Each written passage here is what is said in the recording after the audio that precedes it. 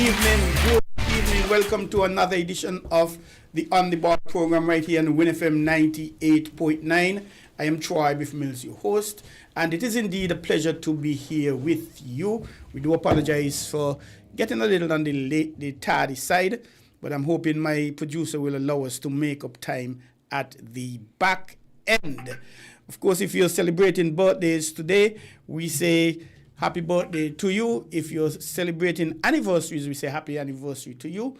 If you celebrated a birthday between last week, Wednesday, and yesterday, we say happy belated birthday to you, and similarly for your anniversary. And of course, if you're celebrating birthdays between tomorrow, Wednesday, God's Spear, and the next week, Monday, we say happy birthday in advance and happy anniversary in advance. Likewise. And if you achieved something, you got a new hairdo, I don't know, a new bicycle, a new car, a new set of fingernail polish, a new baby in the family, and a promotion in your job, we say congratulations to you and the best wishes. And of course, you could never have the pleasantries with the sad part of it. If by chance you lost someone, lost a friend, a neighbor, a colleague, a family member, we say condolences to you on behalf of the management, staff, and board of directors of WINN FM 98.9, and we hope that you find comfort, strength, and peace in the many, many, many pleasant moments that you would have shared and would forever cherish. A lot of things happening right now in the sporting world. We have football, a lot of cricket happening. Well, we have dominoes. Anything you could think about, if it's not happening locally, it's happening regionally and internationally. And we are not just a station that brings you sports, just cricket or just football. We bring you everything. And we don't bring it just nationally. We bring it regionally and internationally. And every Tuesday, we promise to try, we will have a guest live in studio, an association, I don't know, a sports enthusiast of some sort, an organization. And tonight we are having the St. Kitts and Nevis Netball Association. We would have won the netball championship way back when in the 70s. We won it twice, if I'm not mistaken. And our young ladies, a few of them have gone on to make the West Indies netball team. Heather Penafeather is one, Amanda French is another that readily come to mind. And we have also had men netball, yes. I played around once or twice in Sandy Point, but nothing serious, but it's really serious.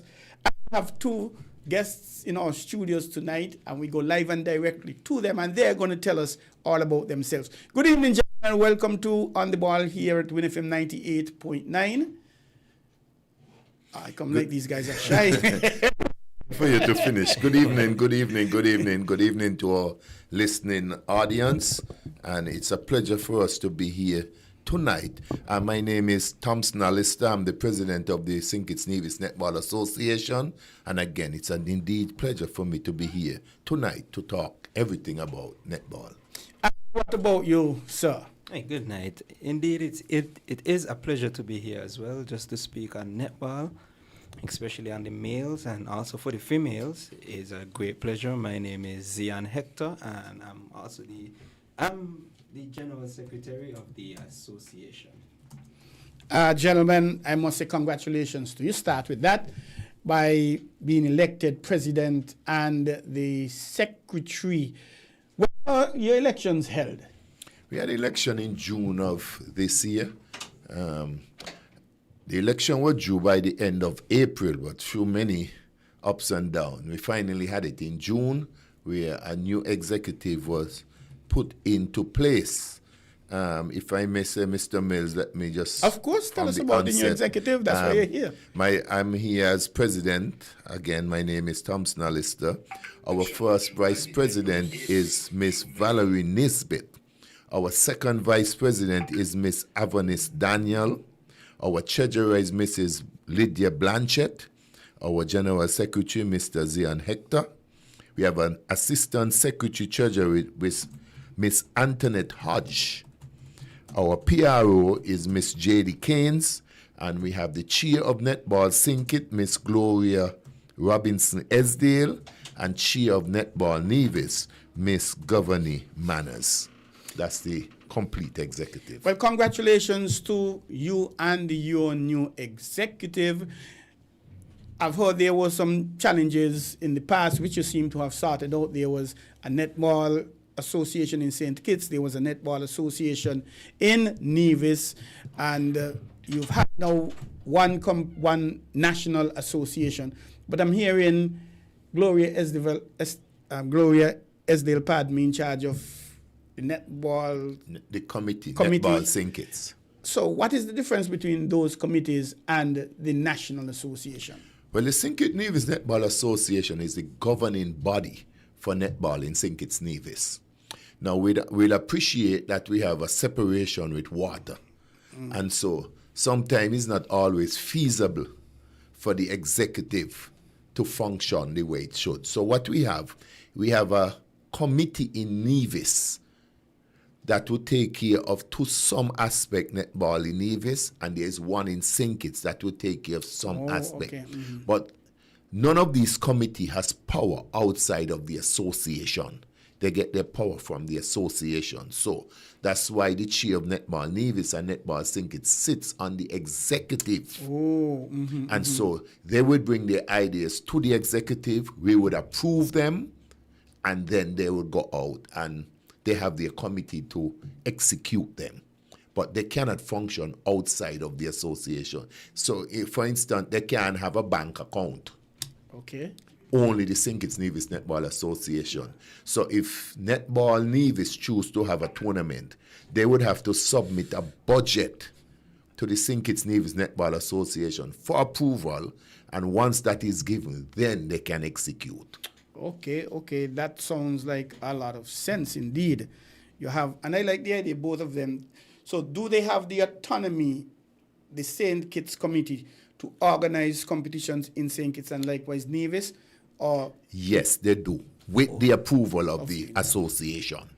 And if you're looking to select a national team, it will come from those competitions organized by those entities. How will it be done?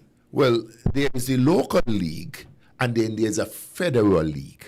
Oh, two separate leagues? Yes. Okay. And so, I want to choose my words correctly. I understand. And so for me, we are pushing that the national teams be selected from the federal league, where all the clubs in St. Kitts Nevis would play each other, and not just there's a local competition in St. Kitts and one in Nevis, and they're just playing among themselves. We want that all the clubs in St. Kitts Nevis would be playing each other.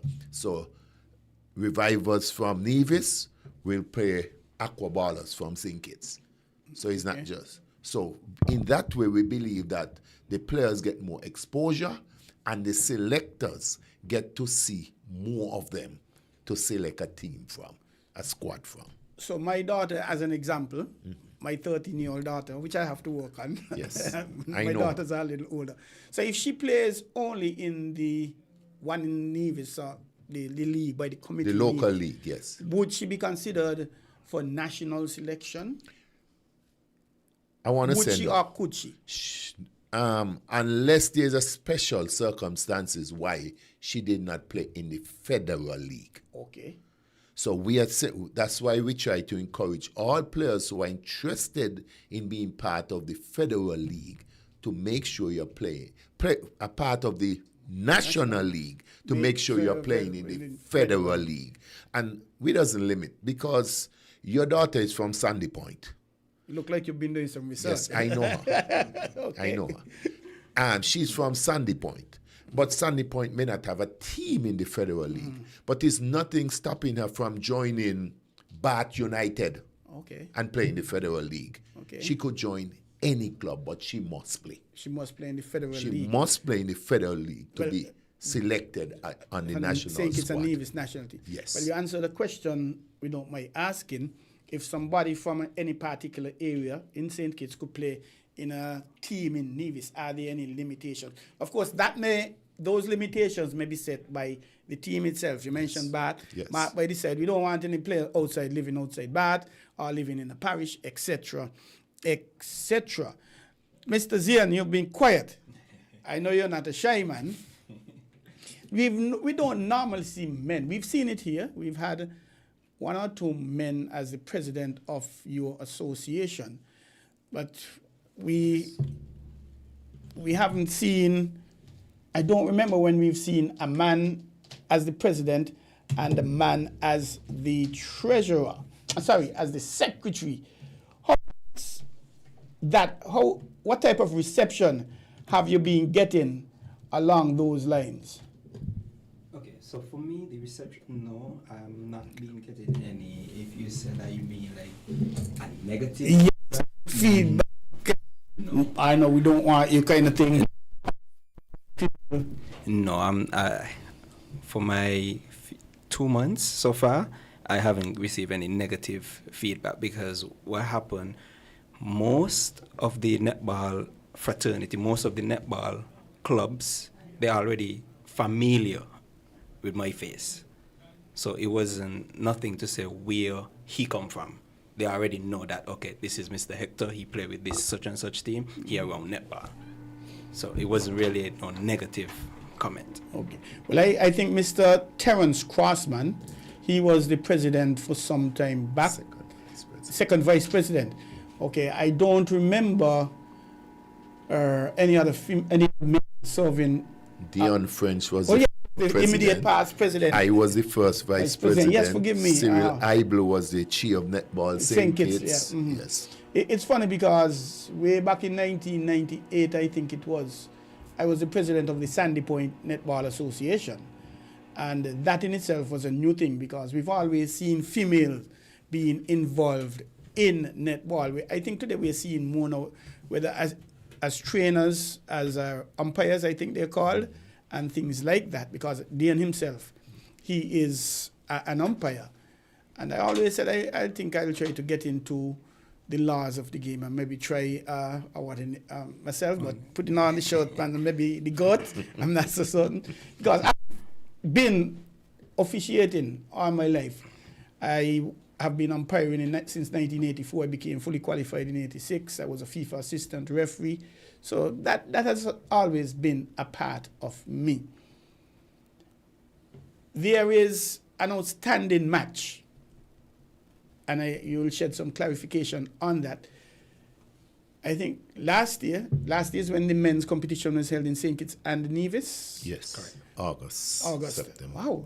September. So long? Yes, yeah. Last year. Ooh, that seems like just a few months ago. Just before that competition, there was a competition held in St. Kitts, and it reached down to the final stages, where I think it was Aquaballers versus Coca-Cola Shamrocks to play in the final. There was some speculation that would be done as on the opening night of that male competition or on the final night or something, but that never happened. What is the position with that? Mr. Mills, I am one who knows, anyone who knows me know that I try to be as truthful and as forthright as I can. I don't mince words. I agree with you. That is the way it has to be. And so, the local tournament here in St. Kitts, it would have been put on by the St. Kitts Committee. Okay, yeah. But then again, the St. Kitts Nevis Netball Association is the mother, the manager of overall. And then there's a problem that arises from the tournament. One, we are having issues with umpires. Mm-hmm. Both teams, I think, was not comfortable with the umpires that were assigned. Okay. And outside of those that were assigned, the others did not want to umpire. We had a serious problem. And we had a serious problem. When the matter got to the association, because I say it was the St. Kitts Netball Association, so it went up. A decision was made that at the end of the male tournament, 2 umpires will be held back to umpire this game. Good idea. Well, we thought. I think it's a good idea. But then the umpires live in England, so they couldn't be here forever. Yeah. And so the date that was proposed, one of the team was not available. Okay. And it seems like, I don't know if it was deliberate or not, but the information reaching me is that the team was not available. The umpires had to go back. Of course, naturally. And so we're at a stall that the game was not held. Now, the fate of that game, I just come out of a meeting, just finished a meeting dealing with netball, and that was one of the topics we were discussing. I can't answer that question as I'm sitting here, whether the game would be held or not. It's something that I would take back to the executive, and we will have a discussion on it, and a decision will be made, and both teams will be informed of that decision. Okay? I can't invent umpires. If what we have is not good enough, then there's nothing much I can do. Okay, so we will discuss that at our next executive meeting, and a decision will be forthcoming, and it will be sent to both teams, one way or the other, whether we're going to have the game or not.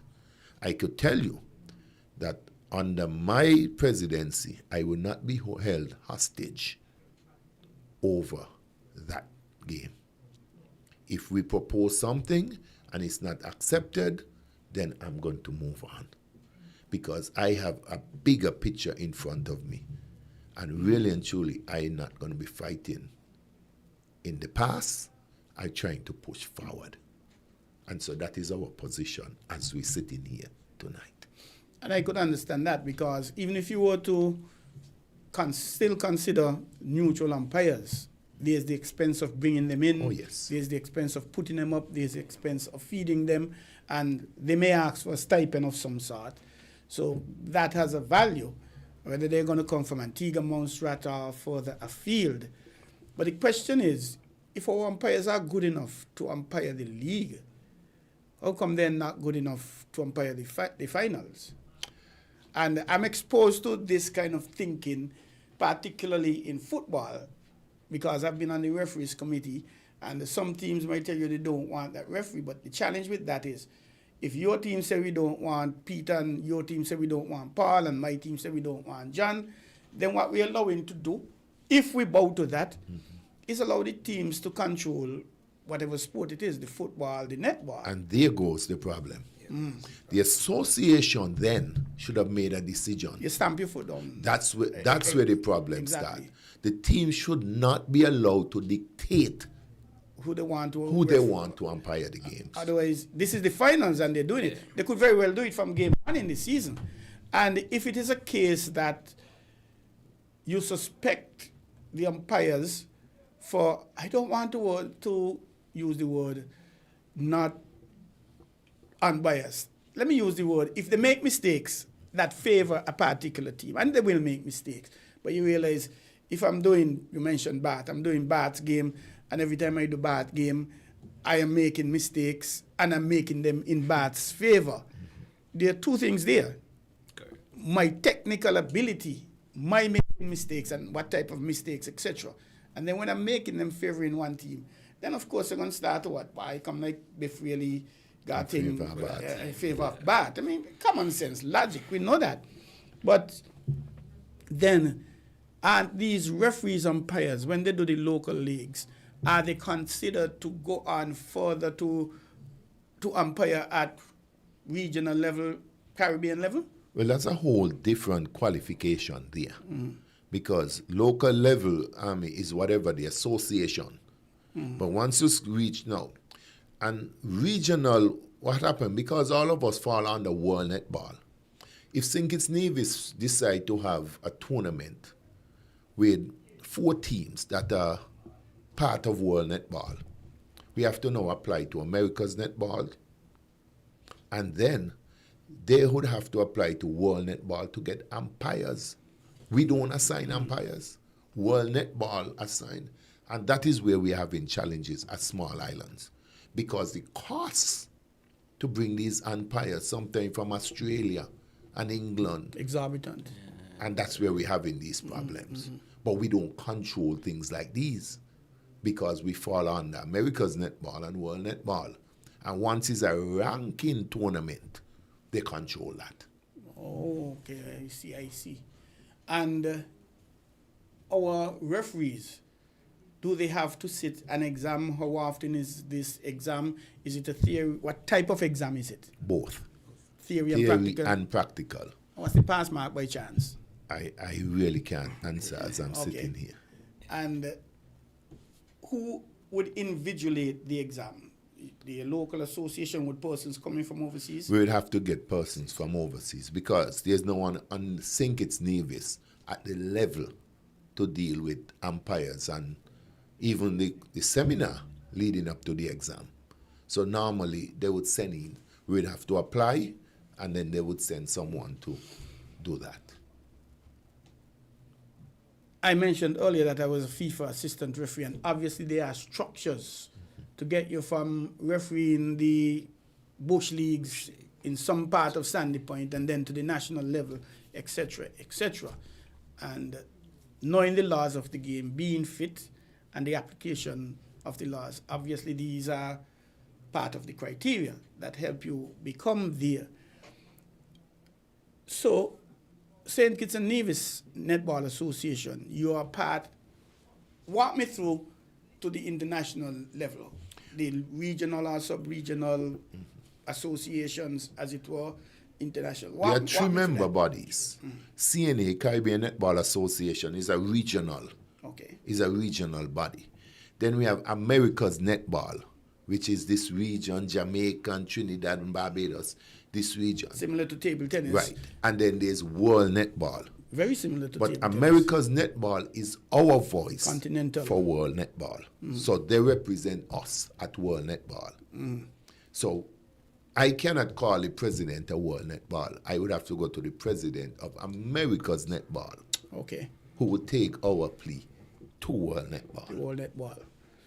And when there are elections at the World Netball level, you as a member, bona fide member of the date, etc., you can go and you can vote on behalf of St. Kitts Nevis, Netball Association. Very similar to table tennis. It so happened that I'm the president of the St. Kitts and Nevis Table Tennis Association. Yes. We are affiliated, well, unofficially there's an OECS organization, which isn't really recognized by anybody really, but officially we're recognized with the Caribbean Table Tennis Federation, and then our continental body is the ITTF Americas, which is similar, and then the World International Table Tennis Federation. So very much. So who are the highest ranked umpires we have in St. Kitts, and what levels are they at? That's a good question. Okay. That's a really good Valerie question. Nesbitt, who is our first vice president, she's the one who deals with desk officials. Okay. So she would have more of that information okay, I understand on that than I do. I know there are a few persons I've been seeing umpiring over the years. There's Hillary Blanchett. I've seen Dion as well, Serene Weeks from Newtown. And there's a teacher. Basu as well. Right. And there's a retired teacher. Warner Paul, yes. She's been, I've known her playing netball and umpiring since before my mother met my father. So, but you're new. You're only in office for 2 years. And how long is your term? Well, we are just, this new executive is in office from June. It's a 4-year term. 4-year term, okay. So I was a part of the last executive that came in 2021. And so our term finished this year. And so we have a new executive. Okay.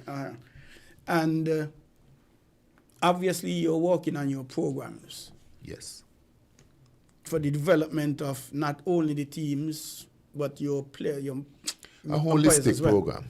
Yes. All around. Again, we just come out of a meeting with the Olympic office. We're in that meeting since 4:30. Okay. And these are stuff we are putting together. You know, they are one of our, well, we are part of the Olympics.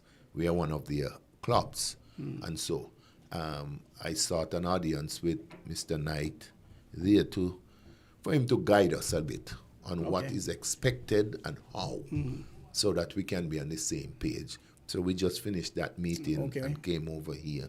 And This is one of the things that we are pushing forth, a holistic approach. Nothing just a tournament. We're not getting ready for a tournament next month or January. We want to talk about a tournament 4 years from now, and how do we prepare for this tournament? You know, what training we are putting these young ladies through. And so that is what we are looking at. And that makes sense. And it so happened that I'm a member of the St. Kitts and Nevis Olympic Committee too. So it's wonderful that you would have met with the Olympic Committee. In terms of clubs, Zian, how many clubs do you have currently at your national level? At our national level? When you say at the national level? The St. Kitts and Nevis netball, who competed perhaps in your last competition?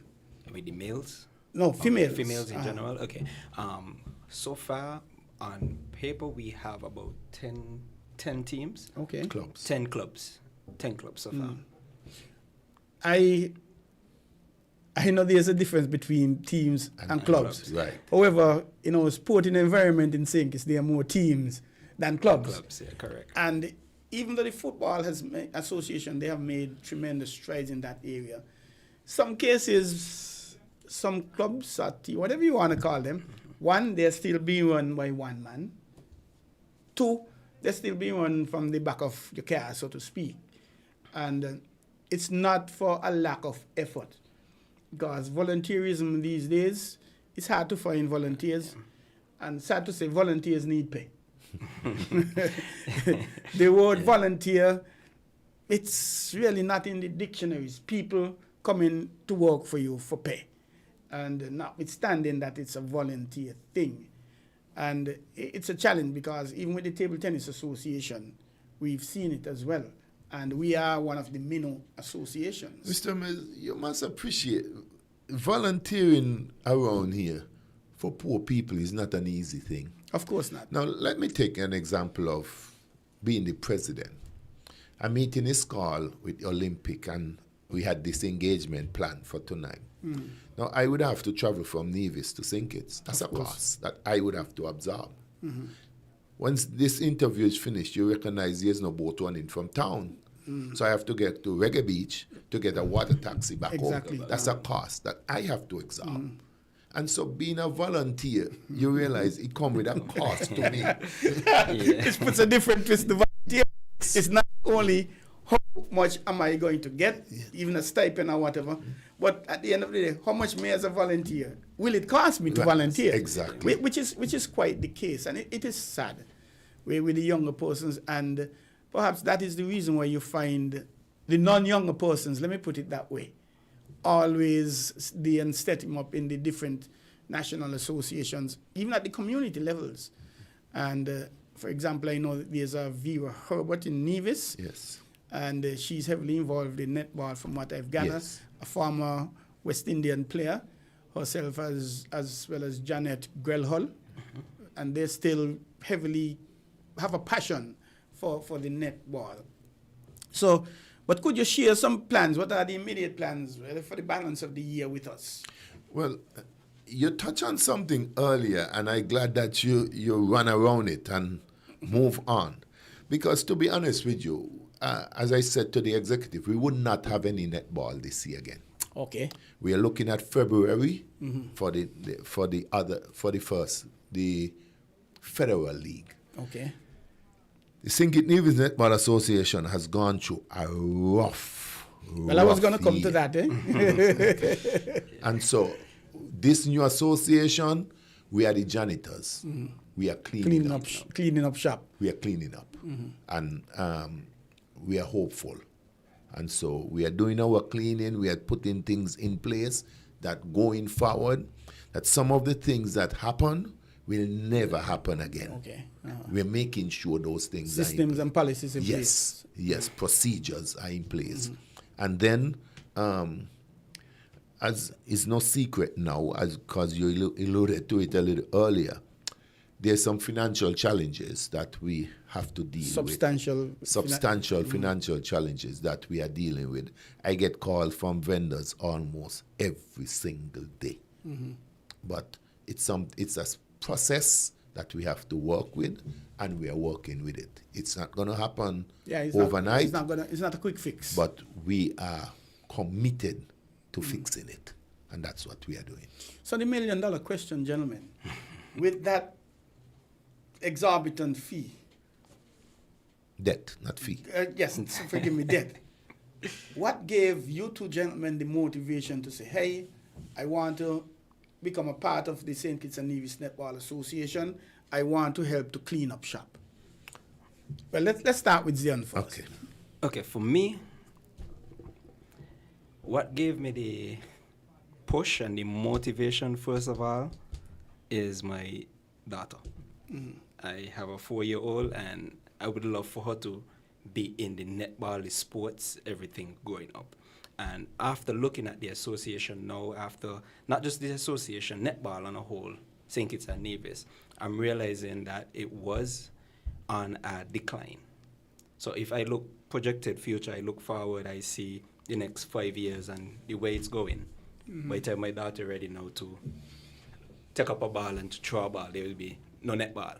Okay. You understand? So in my head, I grew that passion where that's why I wanted to be a part of the association, to be a part of the future, along with my fellow mates. And after I've heard them speak and put their vision on paper, is something that I align myself to.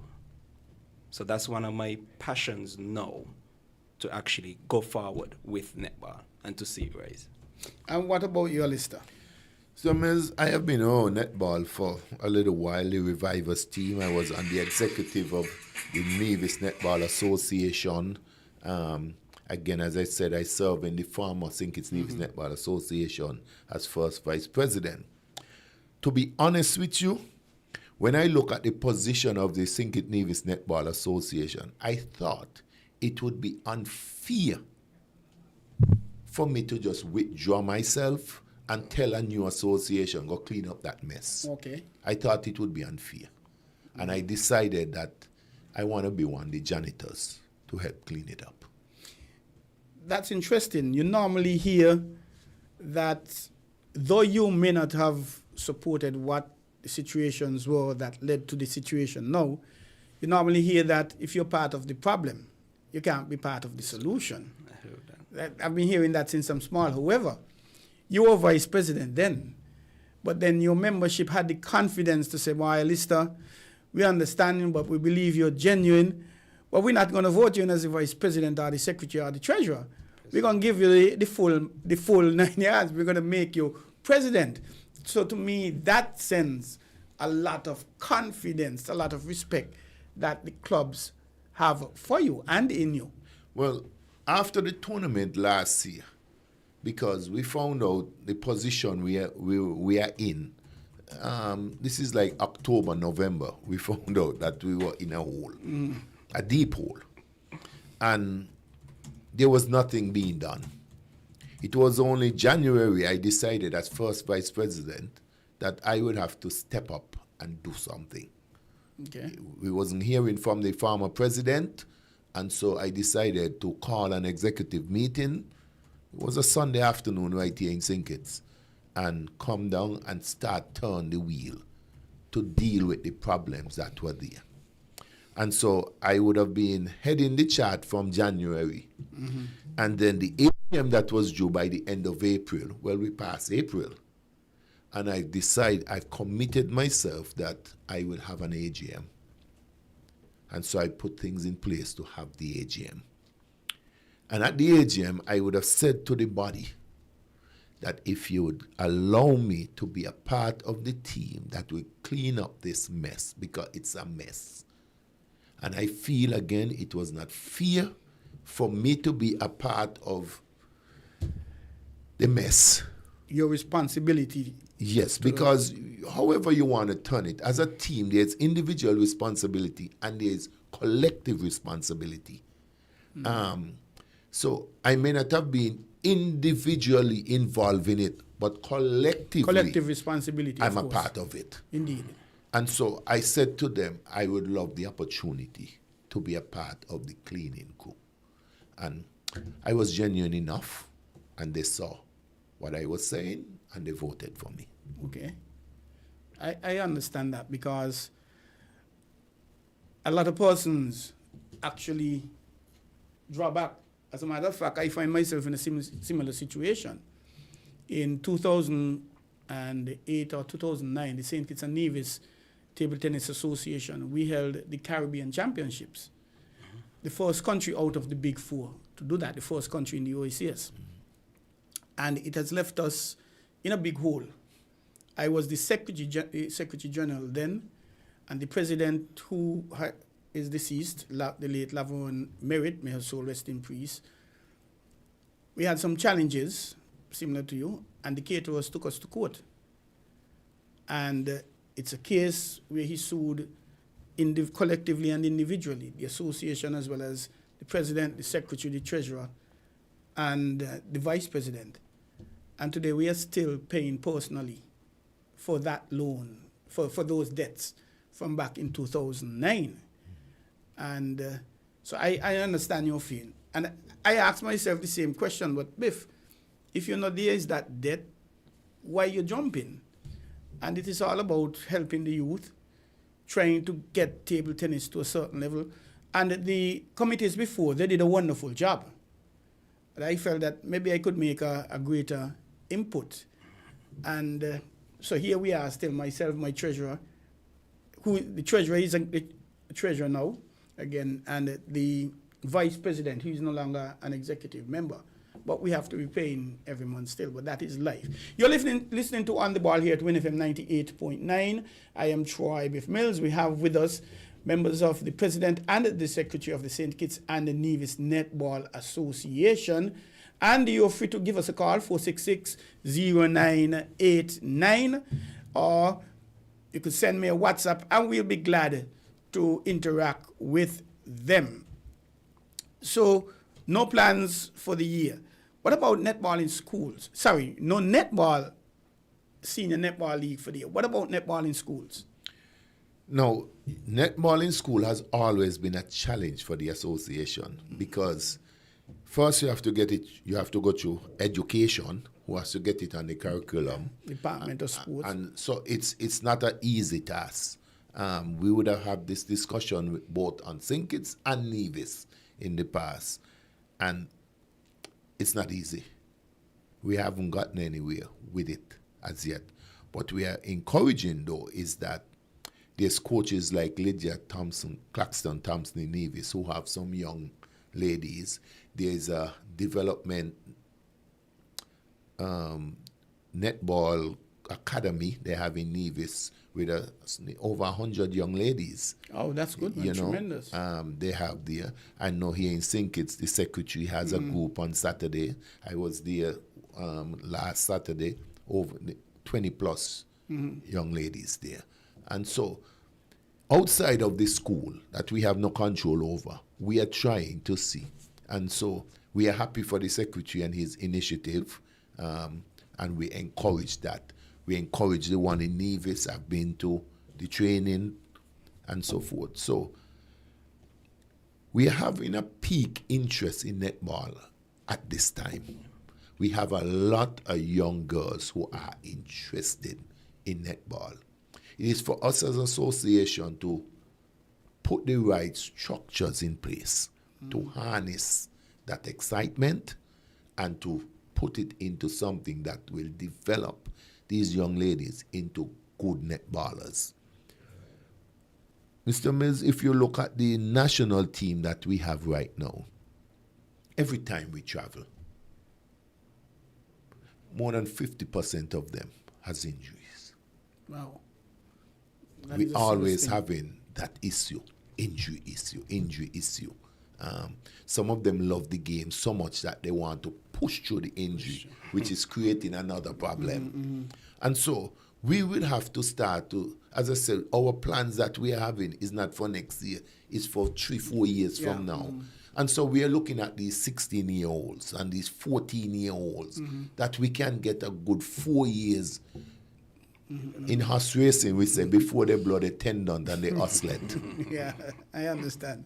You know, and so that is what we are looking at. And so we'll be looking to pull out, extract from the group some potential players and put them into a program that we could develop them physically, with the necessary skills, the necessary discipline, because that is one of the biggest challenge. issues we Correct. are having.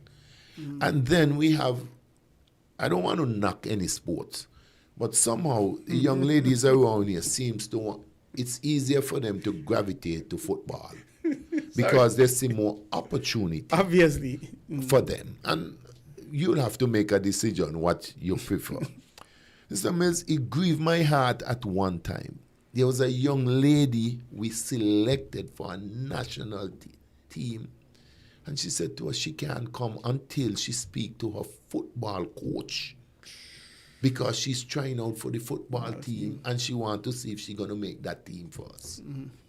We didn't select her at the end, but then she still did not make the football team. But I'm just showing you that these young ladies, they are gravitating and they would prefer to sacrifice netball for football. Now, I am not knocking football. If they're doing something good, then hey, it's good. But we're going to have to find a way to counteract things like this. Most correct. And I feel your pain, and you saw me laughing. I wasn't laughing at what you were saying. I was actually laughing because table tennis, we are suffering the same fate. We had a camp last week, Thursday, Friday, Wednesday, Thursday, and Saturday, and we had 24 children coming from 13 schools, 9 primary schools and 4 high schools. And we are extremely ecstatic. We are elated. Mind you, it's only 25. But you're talking 9 primary schools. So right away, one of our plans was always to have a primary school competition and a high school competition. So even if it was one child from one school, we are thinking that next year, God's Spear, we are working on a primary school. So if one child came from the Sandy Point Primary School, we are going to try to work with him or her and support her to be in that. Now, there's another thing. Netball, you spoke of teams, other sports taking netball. But I am a living example where netball took from other sports. My daughter, Deandra Mills, who plays netball, when she was 7, 8, 9, she was playing football. She was into track and field and playing netball. And I believe she could have gone on to represent the national team in either, or perhaps some or all of those. But she made, was it the under 13 team? They went Dominica. And that was the end of football, and that was the end of track and field. And I'm going to tell you, I tried to discourage her. I said, 2 things. Deandra, you're only 9, 10, 11, whatever the thing is. Give it a few years before you decide when you go. And the carrot I dangled was, hey, netball doesn't really give a scholarship. Football, once you do good in school, you could get a scholarship. Track and field, you could get a scholarship. But she ain't studied me at all. She loved the netball and she stuck with it. And she's still there. And I think she's yet to make the national team. But her love is still there with it.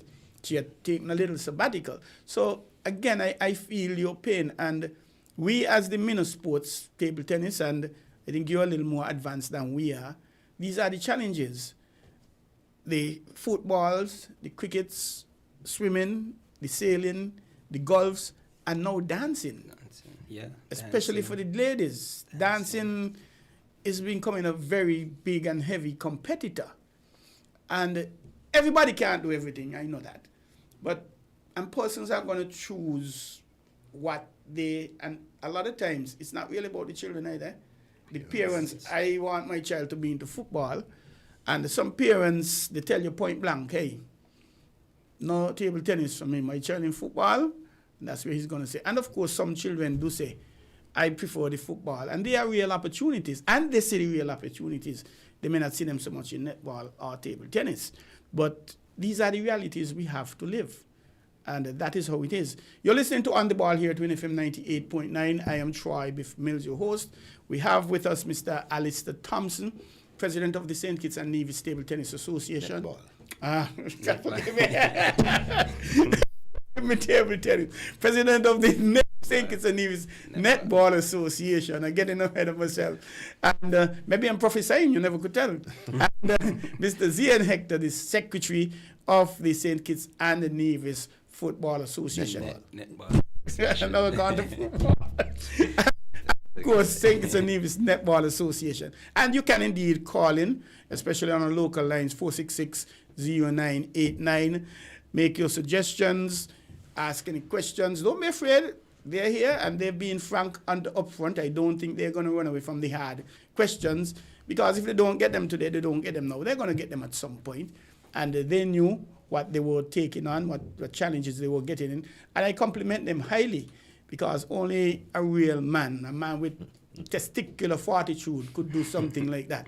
See a wall and run straight head on to the wall. Talk about testicular fortitude, Zian. Yes, sir. Male netball, not something very popular in St. Kitts and Nevis. And from what I've gathered, it's been a little popular over in the Caribbean region. Let's start outside and come in. You were invited, you're one of a few Kittitians invited to play in a male netball league in Jamaica. And that perhaps stemmed from the hosting of the Caribbean Netball Championship we had here in St. Kitts. Americas. It's Americas, yes, even bigger than the Caribbean. America's Championship we had here in St. Kitts and Nevis last year, and I had the good fortune of being one of the commentators. So I suspect that your selection there was because of your performances here. But how was it there? How was that experience for you? That experience was an eye-opening experience, meaning that, okay, the level of netball that I saw in Jamaica, especially for the females, let's talk about the males. The males, the level of netball I'm seeing there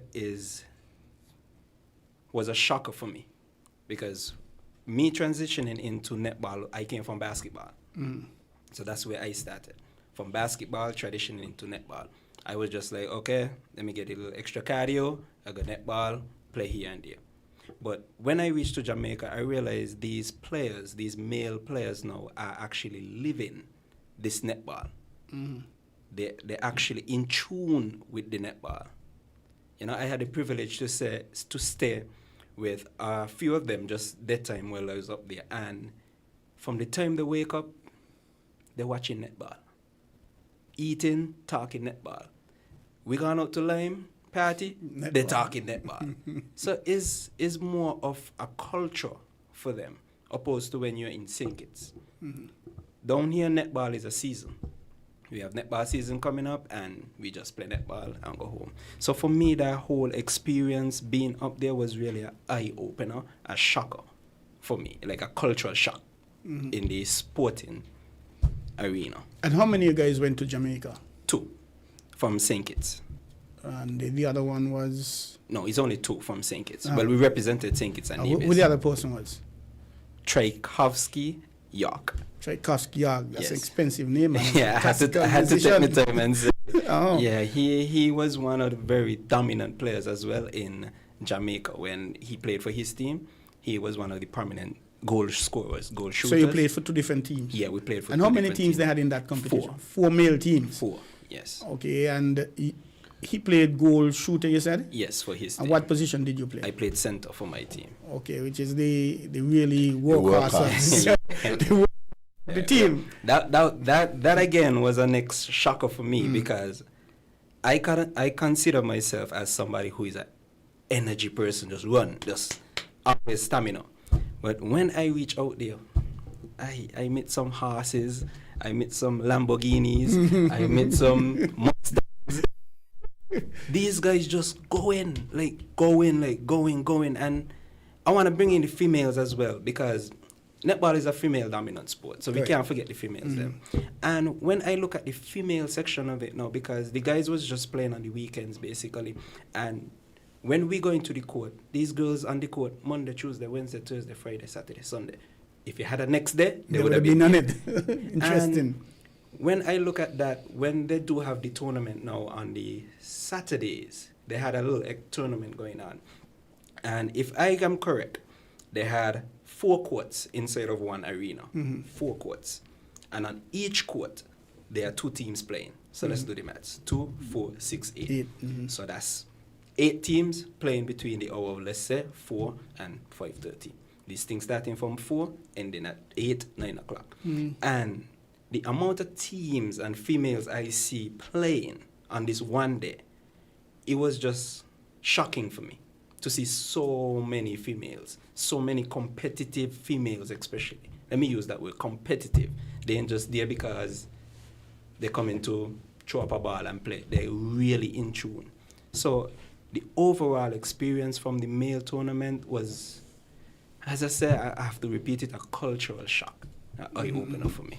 Well, I'm not quite surprised because I think at one point Jamaica was like number 2 in the world. Correct. And to be up there number 2 with the giants, Australia, New Zealand, In England. that's no easy feat It's- whatsoever. And I remember watching a netball game, but I thought it funny, but I understood. The commentator say, the best team, and she was 6'4".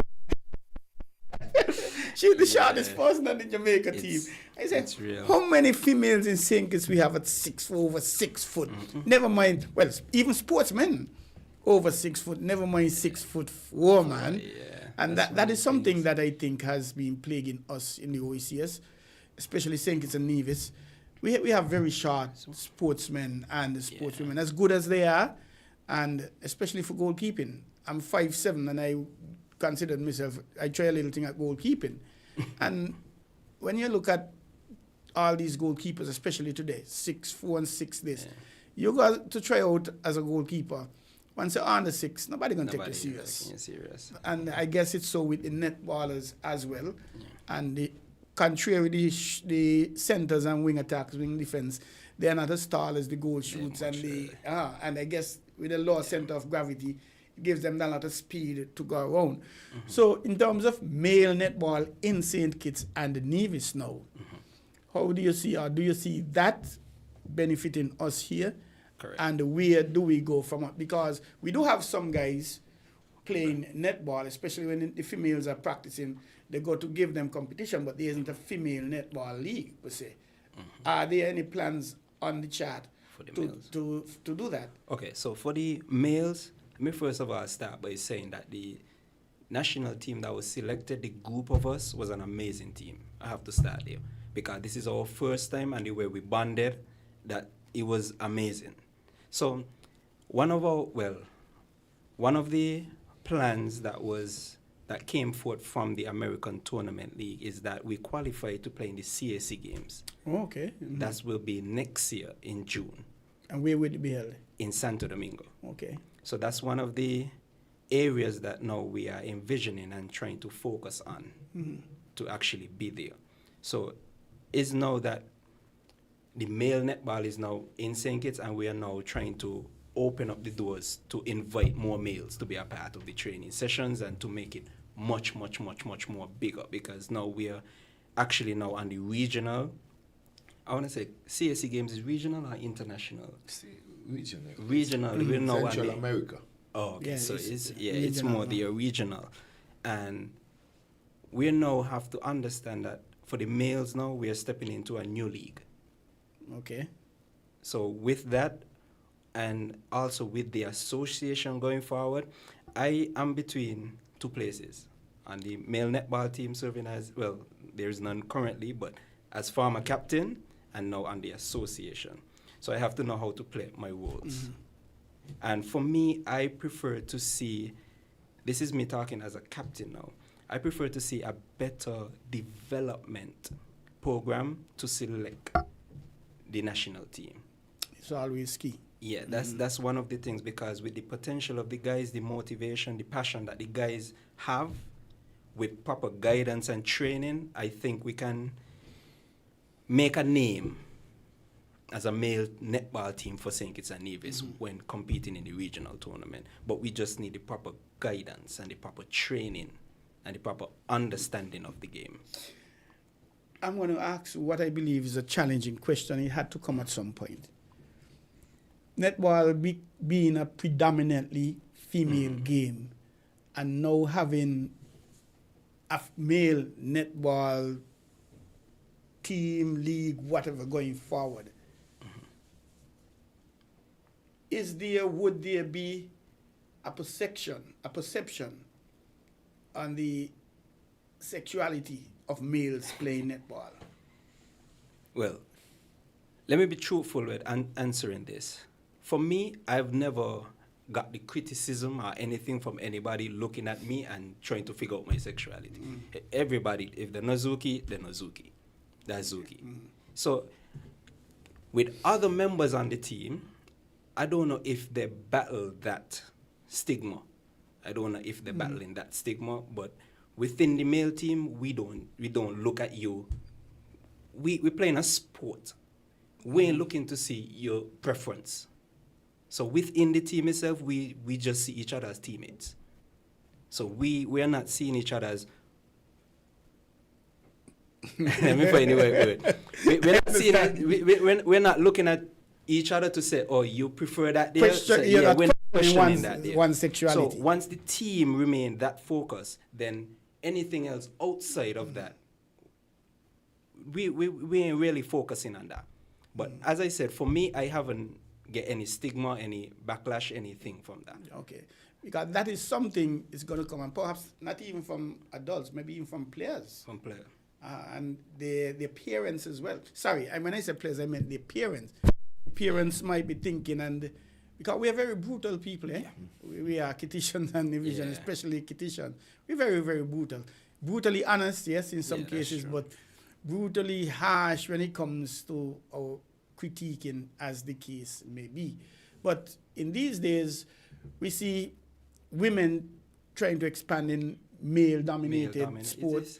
So at the end of the day, really, it's just sports. It's just sports. It's sports. Male it's playing sports. female, female playing thing, and some of the females, they are perhaps better than some of us males. Look at cricket. Exactly. Haley Matthews, the captain of the West Indies team, I've been involved in some chats that are arguing that she should probably be a lot better than the West Indies or West Indies male counterpart, because she's a very, very good world-class top all-rounder. And these are the kind of things that have been happening. But we are getting down to the end, gentlemen. And you've mentioned your executive, you mentioned the plans you have, especially going forward, looking towards it. Is there anything, what about sponsors? Have you had sponsors on board as yet? Have you had meetings with sponsors? How are they going? Well, not as yet. For our last 4 years, First Federal was our main sponsor for the 4 years. Oh, that's tremendous. For the 4 years they were. And so we are now reaching out back to First Federal. We are now reaching out to First Federal again, along with other sponsors, to see how many of them we can get on board. Okay. Again, we're hoping that come next year, we're going to be having a bit of netball. And we don't want to drain any one sponsor. So we'll be reaching out. And sorry to intrude. There was an OECS under 23 netball competition, and there's a competition just completed recently, like maybe a week or two ago. We didn't participate in that. We haven't been participating for the last year or two. Well, there's no under 23. It used to be an OECS, ECCB. That has been replaced by an international tournament now. Okay. And so that's the same tournament. We have not attended that tournament last year nor this year. We went to Dominica and we did in Antigua. Since then, we have not attended that tournament. But I can assure you that next year, we will be attending that tournament. I think there was an international tournament in St. Martin. There's the Battle of the Saints also. Okay. And again, when you say international tournament, because any ranking tournament, let me put it like this, you'll find that St. Kitts Nevis will go to Battle of the Saints, and the teams there may not be up to the standard of St. Kitts Nevis. But because it's a ranked tournament. Oh, it is? Yes, because St. Martin is part of World Netball. And so once you have And so even for the ECCB tournament, you would find Barbados and Caymans and these teams joining, even though that they cannot win the tournament because it helps with your ranking. Oh, okay. And so you'll find a lot of these countries that are joining tournament like these because it's helping with their ranking, and it's all about. And that you have to in the play day. X amount of games per year to affect your ranking. And so last time we went to St. Martin, there was a lot of hullabaloo. Oh, we went down there and bang up all this team. One of the problem we had that we came out of the tournament in Antigua, but we didn't have enough games. And so we had to go to St. Martin to get the additional game to help with our ranking. Okay. And right now, where you think it's a Nevis ranked internationally? I think it's 30. The last thing I see was 30 something. I'm not even sure, to be honest. Okay. And I know that Australia is 1, New Zealand 2, Jamaica 3, England 4, South Africa, Wales, Uganda. But if you go down, we are on that list. Okay, 36. Somewhere down there, yes. And that may sound low, but to some people, when you look at it, you're talking 36. about 53 entries, 49 of 53. So ranking 36 is mid-table. And one of the issues we are having is that we are not playing enough netball. And that is why our ranking is not moving up as much, because we are not playing. You have to play X amount of games per year to get your ranking affected. And if you don't play these games, what happens? Well, your ranking either stays stagnant or it can drop. And someone who plays more game, their ranking will go up. Okay. Because they Grenada, Fiji, St. Vincent and the Grenadines, Barbados, Botswana, Sri Lanka, UAE, St. Martin. St. Martin is ranked at 24. Yeah, because St. Martin, again, is trying to play a lot of games. A lot of games, yeah. Yes. The USA is surprisingly at 30. Because USA, they put a lot of things, a lot of investments into their games. If you recognize the last time we played St. Martin, oh gosh, it was atrocious. It was a blowout. But you realize their ranking is higher than us, yes. because they are playing more games. And that is what St. Kitts Nevis need. We need to play more netball. And that is what would affect our ranking. And the challenge with that is the financial, because that's always the cost of going to these. Yeah, but again, it's not just going, because we can organize a tournament here between, let's say, St. Martin's, Anguilla, St. Kitts Nevis, Antigua, which would be around here. And again, because we are members of World Netball, it can be a ranking tournament. Expenses well hosting, but it's cheaper. Well, most of the time when you go to this tournament, the country takes care of themselves. You know? But again, instead of we flying down to St. Lucia and we need to have some games among the close islands here. You know, you get the boat that come from St. Martin, Macana to bring up Anguilla, St. Martin, exactly. Sabre, come here. We get the boat from Antigua to bring down Montserrat, and so we need to be playing. We focusing on the cost, but the cost can work out itself if we just plan it properly.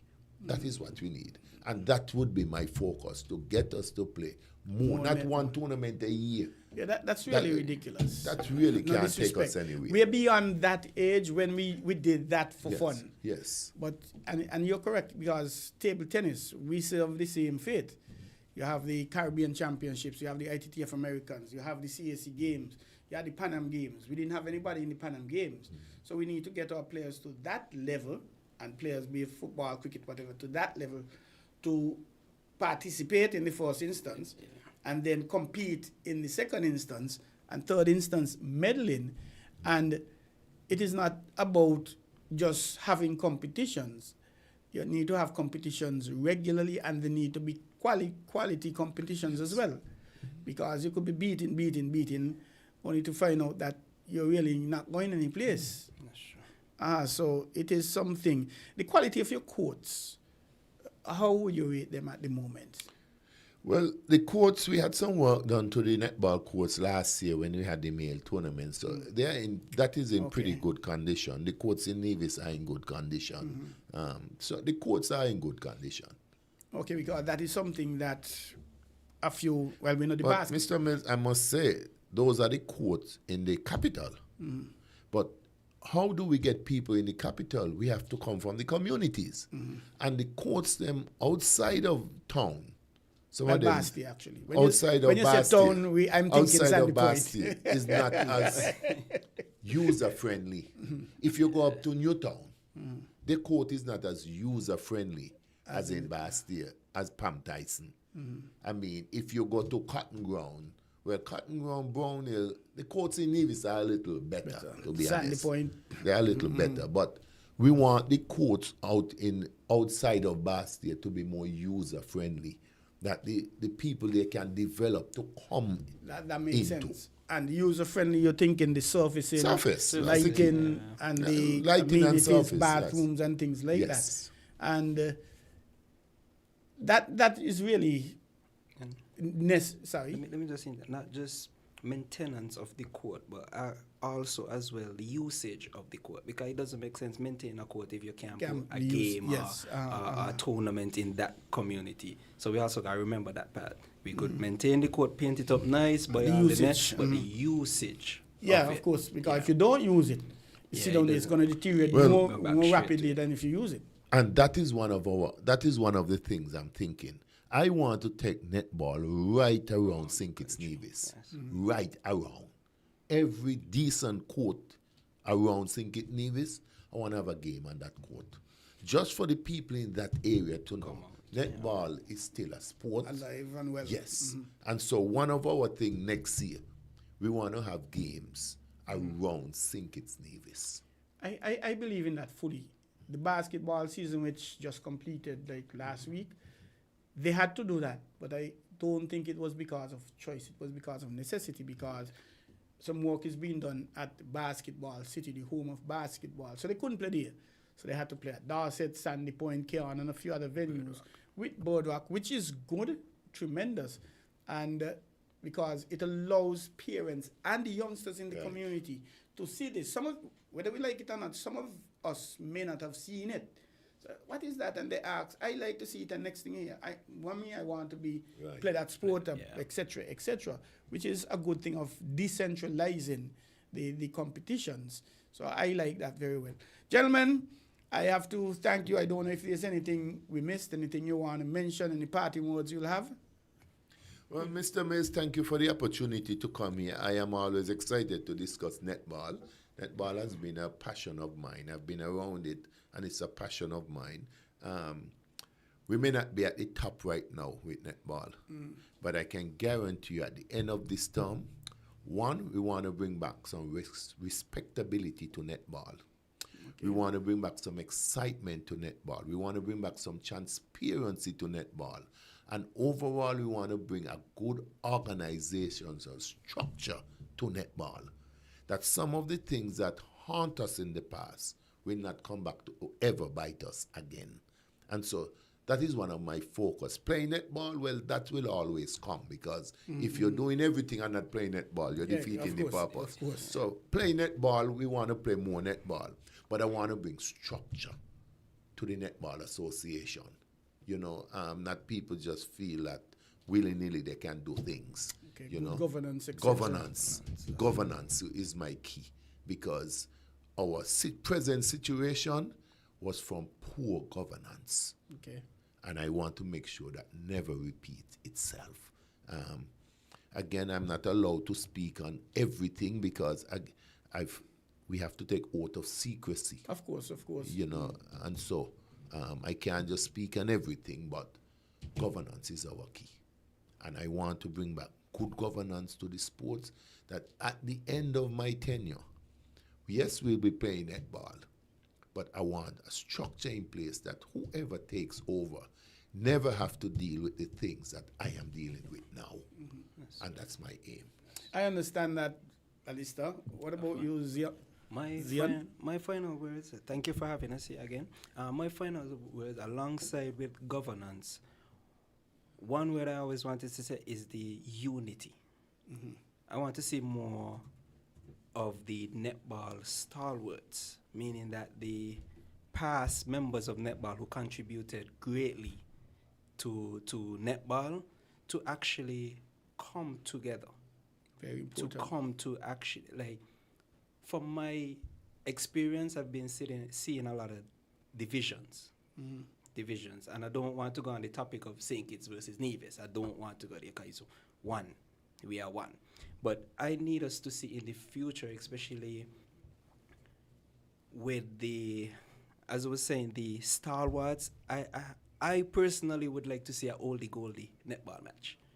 That's one of my things I would You love want to to see. call out the Governor General Day Marcelo Labor. Yeah, that's something To I hit the court. envision to see, you know, because once those persons are actively involved in netball, then everything else after will follow. You know, so we have to capture both core. We have the under 14s, the 16s who's very passionate, but we still also have to capture the oldie goal. That's the best way I could put it. The oldie goalies. You know, so that's my thing, the unity. That's my final word. I'm with you. I understand. And Dame Marcella Labor, she has that passion for that netball as well, because she still contributes tremendously. And I must congratulate her for that as well.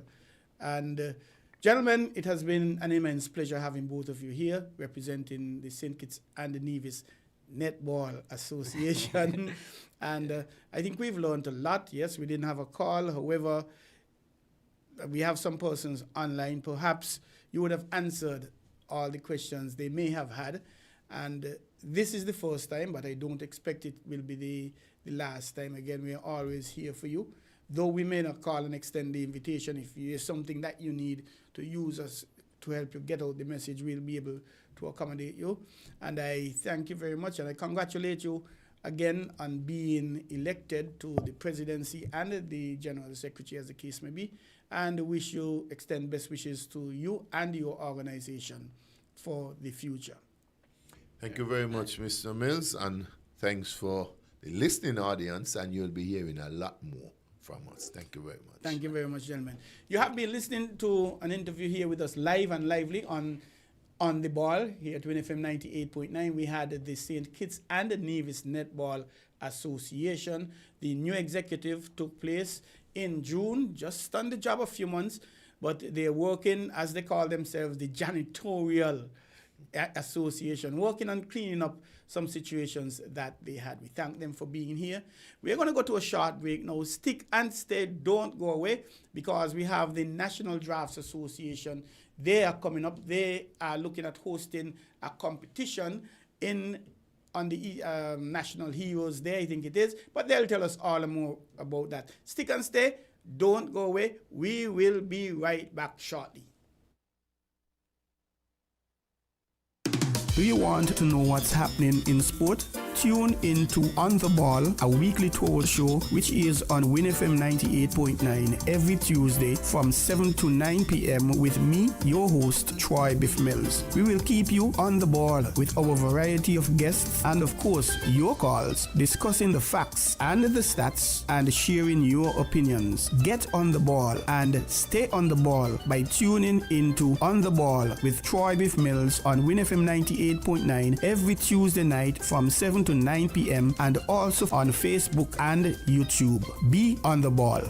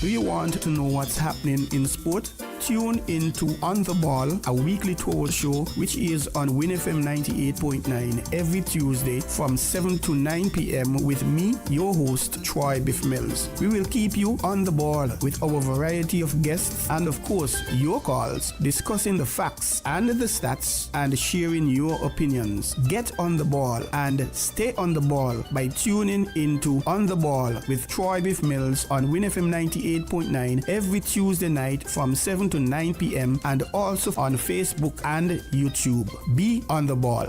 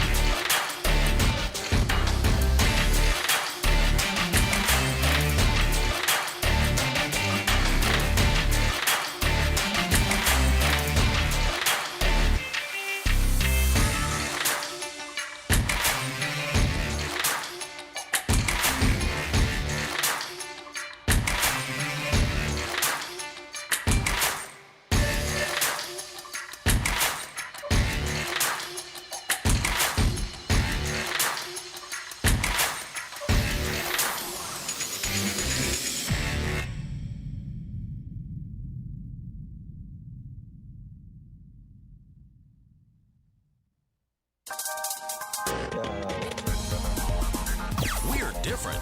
We're 98.9. 98.9. WINN FM. Do you want to know what's happening in sport? Tune in to On the Ball, a weekly tour show which is on WINN FM 98.9 every Tuesday from 7 to 9 p.m. with me, your host, Troy Bif Mills. We will keep you on the ball with our variety of guests and, of course, your calls, discussing the facts and the stats and sharing your opinions. Get on the ball and stay on the ball by tuning into On the Ball with Troy Bif Mills on WINN FM 98.9 every Tuesday night from 7 to 9 p.m. and also on Facebook and YouTube. Be on the ball.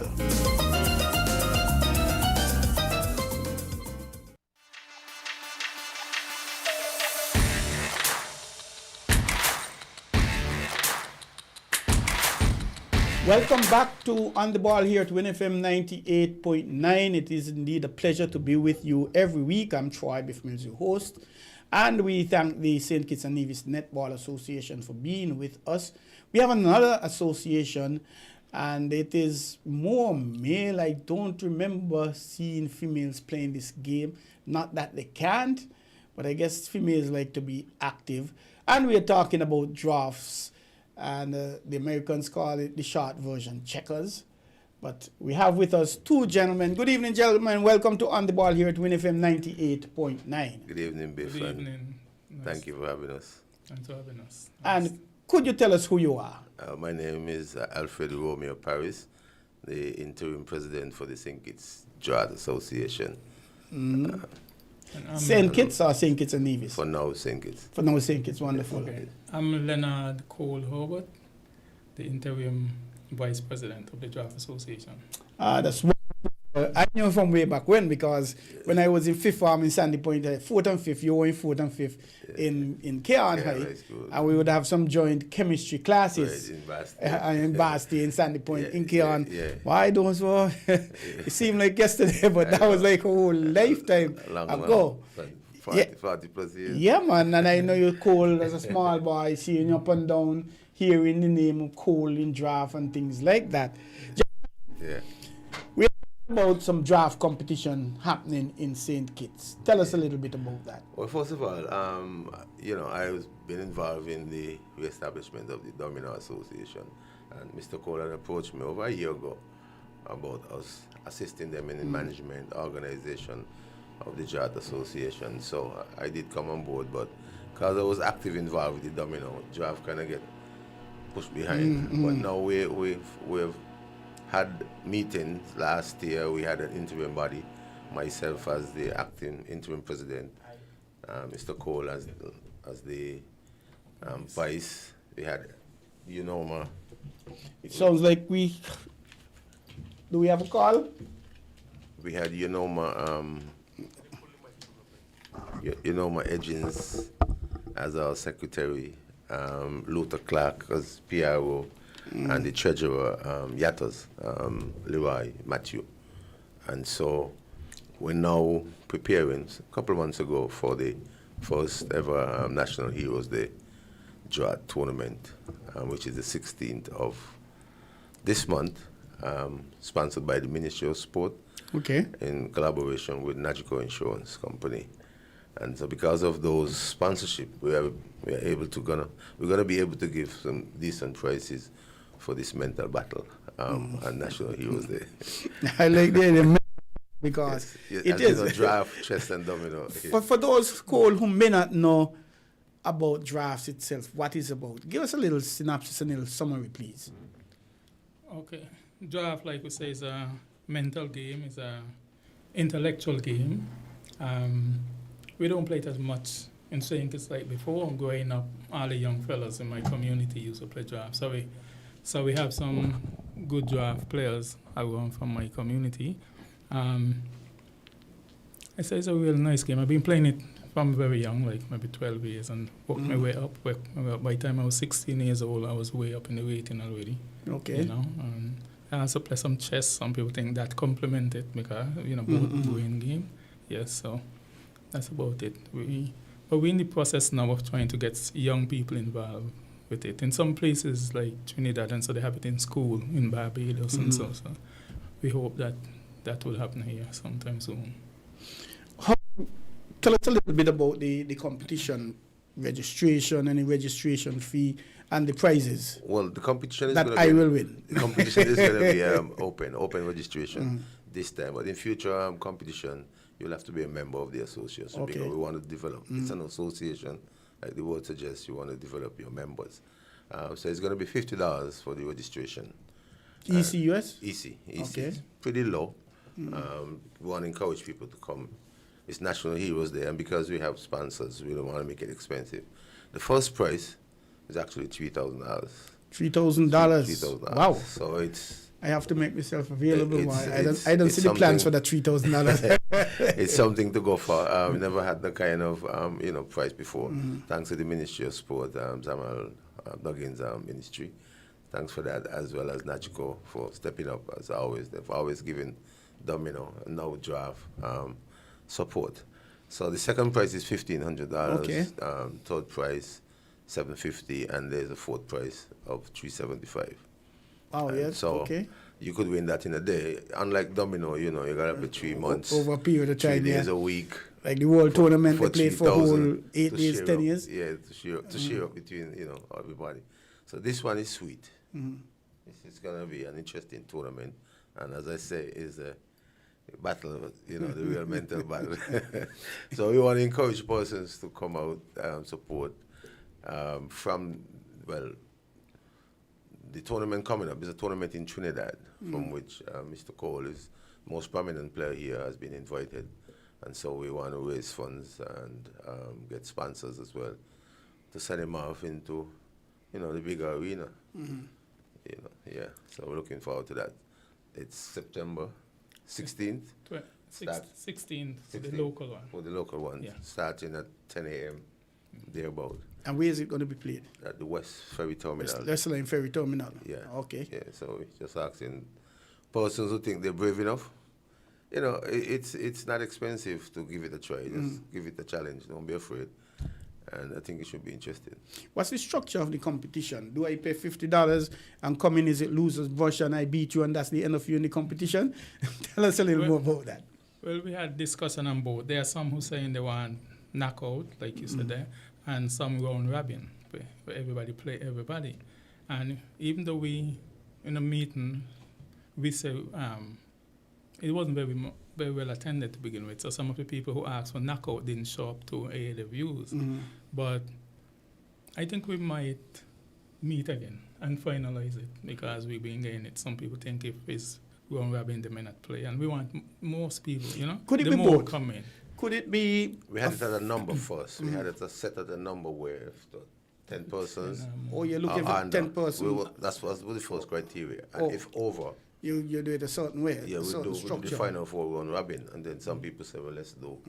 But now we're hearing those who didn't attend suggesting knockout. So we'll have another meeting Okay. as suggested. Well, I think at $50, you would want to play a few games as well.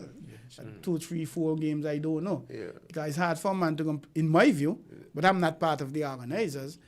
You pay $50 And just get and knocked I out. beat Cole and that's the end of Cole for the night. He sit down and work in the band. Yeah, I don't think... I'm not in favor of that in dominoes. yeah. We didn't- Yeah. Because even when you look at football and cricket and things like that, especially when you invest a lot of money, that you have a chance to play a few games, not just play one game and go home and, Right, and that's it. right. So I'm hoping that your other parties, your other players, members would actually support that round robin situation. Well, that's what I'm supporting, the round robin, as the president. That's what I'm strongly suggesting. Get more support. I know in some... Even if it goes on for a second day. Well, of course. Still quite a bit of money to be involved. won in a short time Yeah, space. and anyway. at the end of the day, you shouldn't make getting $3,000 easy. Just like that. Such an easy thing to just jump up and knock out somebody. exactly. You got to work. Right. You got to work. for it. This year, it's 3 times the last competition was, what was the first prize?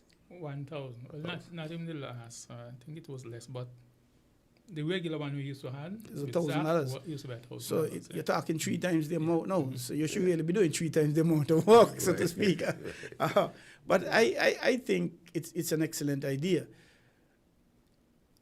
The driving around the island, I've seen at times persons playing draft in different communities.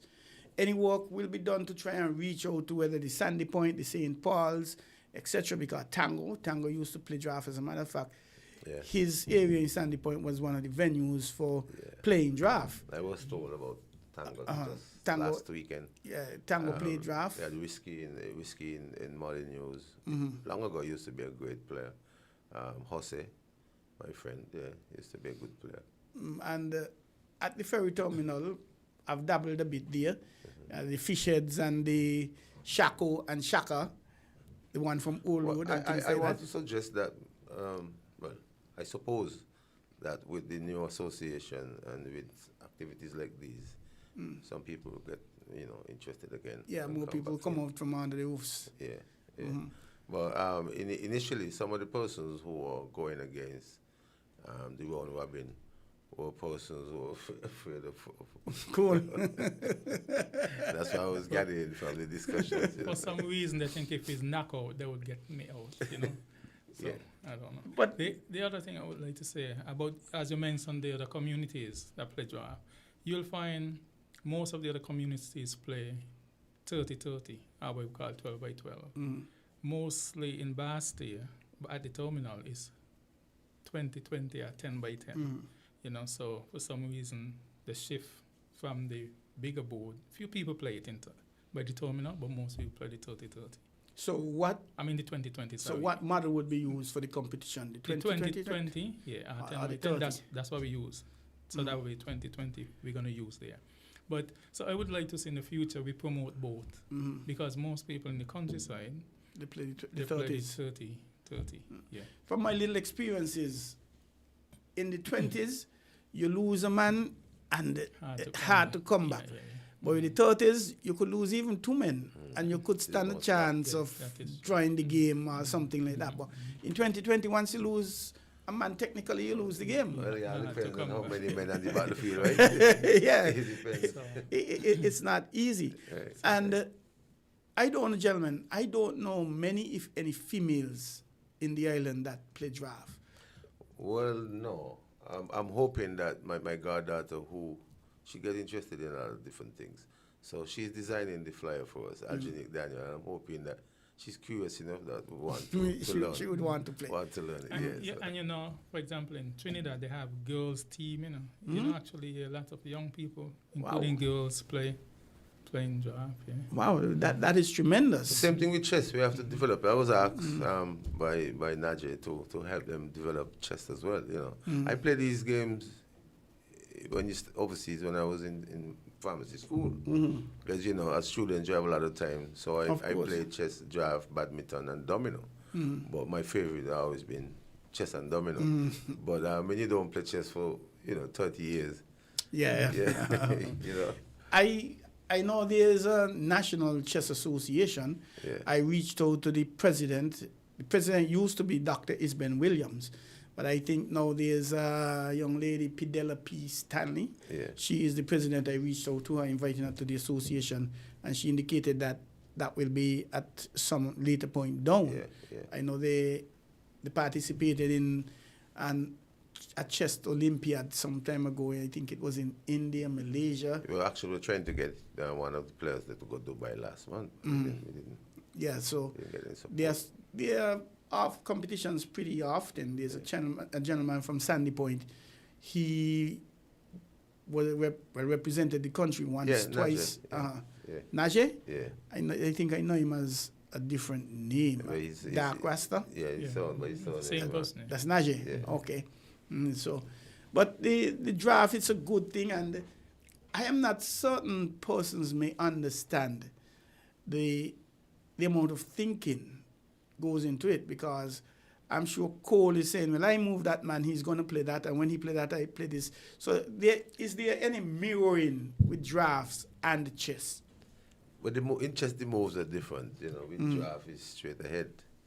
With chess, you have different men that can move different ways. But in terms of the planning and the strategy, how is it Yes, similar. with chess? It's a battlefield. I think it's similar because you got to figure out what your next move going to be, and so you got to study both sides. Counter move. You know, you got to study when you move, so how you're going to counter and what you're going to do next, and sometimes you got to go all the way down when you're at that standard, maybe 5 Far ahead. matches. Yeah. Wow. You know, Right. to really So you're not figure just it going out. and pushing a match, No. and when he when draw you- whatever. When you're just learning the game, just push them. But when you get down in it, so you got to study. When I play here, you're going to play there. When when you you do learn that, in domino, you and match so you match Right. 5 by 5. And the same with chess, draft and chess similar in that way. You can play both, really. Yeah. Well, I'm not. I play a little dabble with. Let me say, dabble with a little bit of domino, but I'm not at the level where I say, okay, you got treadles in your hand and you got 5-4 and double S. I'm not at that level. You got guys from the time you play 3-4 cards, they work out one At hand. least 3 cards. I You should be able to figure out. I ain't at that level at all. Obviously, you ain't gonna 5 if you get past. But players from Nevis. Well, because we're just starting, like from last year, and I was occupied. We haven't reached out as yet. And so for this one, that is why it is open. So persons, players in Nevis that are interested can come down and be a part of this tournament. They're welcome to come in. Eventually, because even with Dominoes, it was difficult, to get Nevis engaged. Some of the players that are part of Sinkis National are actually from Nevis, like myself. Yeah, so, they will hear, they'll see the promotion, and so hopefully they'll join in and register for that competition. I know James Green and Ingy. I think yourself and Ingy have had, Green as well have had some both of them, some good battles. Yeah. Both of them very good, actually. And obviously they'll be no doubt pulling some more people from Nevis, because I think the divisions would always argue they have the better players in Nevis than in St. Kitts. In draft, in draft. But it'll be a good thing. I think it'll be a good competition, and we should see some good spectators, quite a bit of spectators. So I want to thank the sponsors again. Ministry of Sport as our platinum sponsor, and Nagico Insurance as always coming through, supporting our goal sponsors. I know it might be a little challenging to determine, because you will not be aware of the number of participants at this stage. Is there a deadline that you have to register by? You have to register by, I don't know, the 15th, the 10th of September? We didn't have. We was hoping that by the next meeting we could decide if it would be, 2-3 days before. It's open, so some people might show up on that day. Yeah, I might show up in the morning. I say, man, I feel like competing, and here's me $50, etc. So then, the cutoff time for the day, is there a time you guys thinking about 3 o'clock, 4 o'clock, 2 o'clock in the afternoon? I mean, to finish the finish games? I don't think we have an exact time. We'll try and play until finish, so it could reach a little later maybe. Earlier clock you mentioned above 10 players and below 10 players. If you're above players, support, because we've called some names, and I would expect a Marcus and a teacher. And I tip my hat to those two, because I've been playing down there when they generally started, and to me, they have been the most improved players. You mean in draft, Marcus? Marcus, yeah. Marcus and teacher. I think from watching them play and playing with them and getting me blues from them, obviously, I think in my humble view, they are the most improved players down there easily from when they started to where they are now. So I expect Five Cent, he has been playing a lot of draft. I know there are two guys, Uyu and Pui. Pui, and there's another guy. So I suspect you'll be getting in the teens, maybe in the 20s. And to do that, what would be the plan? You go down on your registration, you have 24 players, as an example. The professionals. How would you deal with that? We have a score sheet already. Okay, because we said that depends on numbers, but since we have a next meeting, we would like the players to decide what. Where and when is that meeting? We were thinking maybe next Thursday, next week Thursday or so. Yeah, I think we could confirm that. Yeah, next week Thursday. At the ferry terminal? At the ferry terminal. What time? Yeah. 6 p.m., okay. And then just over a week after that would be the time for the competition. Anyway. Okay. About a week.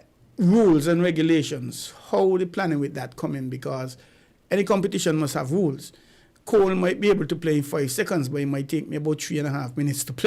And I'm being ridiculous with the time, of course. But are you guys thinking about how long you have to take, and if you take too long to play, what will happen? And would you have a timer? Would I be using my watch on my hand to timer?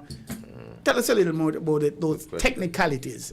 Okay, we didn't discuss a time. Some competitions, they use clock. For example, I compete in Trinidad some time ago, and we started without the clock, all right, when this particular guy. And when the game reached an hour, which is very long, then they introduced a clock and started one time. Okay. In some cases, like I think the competition coming up, I think they might start with clock. We don't use clock here, so I don't think we're going to bother too much about the time, I don't think, at least not for now. maybe this one we see how it work out and decide, and maybe we could get clock for next time around if necessary. Yeah, of course. Similar to chess. You play, you finish playing, you tap it, and you play and bam, etc., etc. And obviously, some guys at different levels take a little longer to play. And because Cole might see 2, 3 plays, 4 plays within 10 seconds. Somebody else might see it in 2 minutes, a minute and a half. In chess, too, it's going to be hard to tell you, for example, the time limit, that's a longer process. And you say normally, even when you use a clock, it don't be time per move, hardly. Maybe you could say it sometime, but most of the time it'll be time per game. Okay. So if you say you got a half to finish the game, the clock set at half an hour for about 30 minutes, and every time you play, you tap the clock, your time go. So whoever time run out, then lose the game.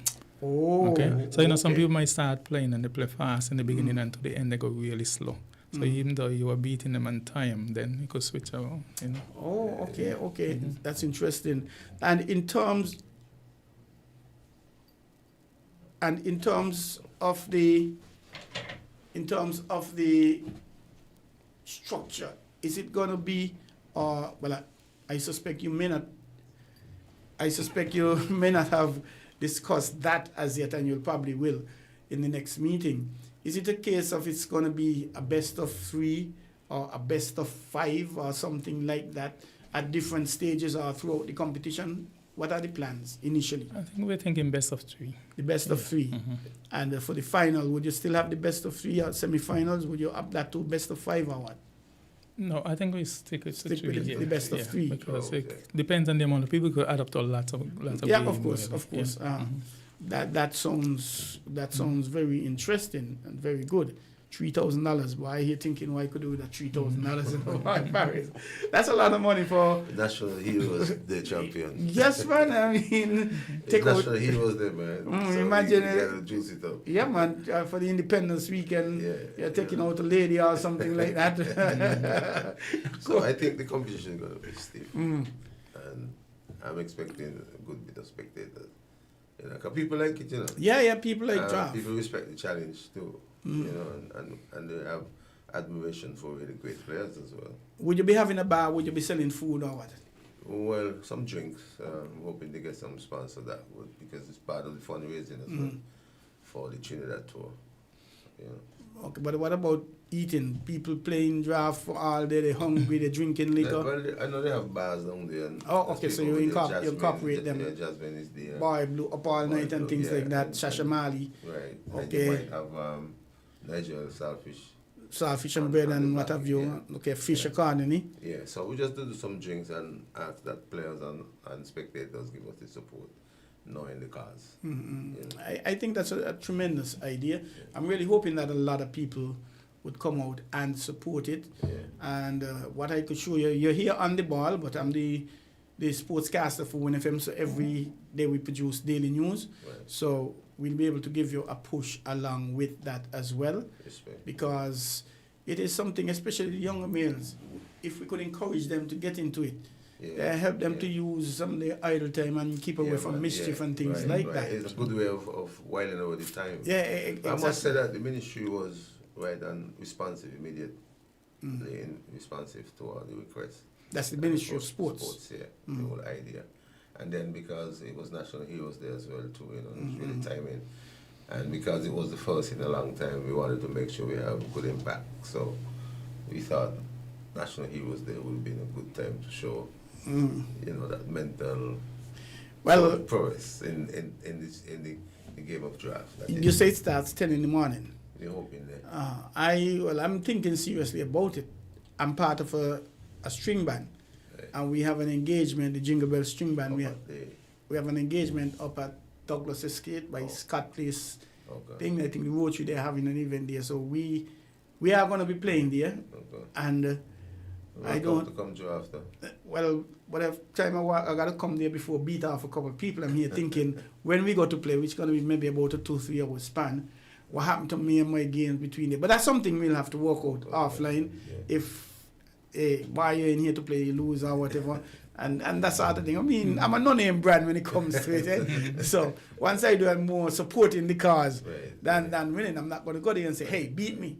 I'm going to put up a fight and things, because there's a particular gentleman. And would you be playing Huff in the competition? No. Okay.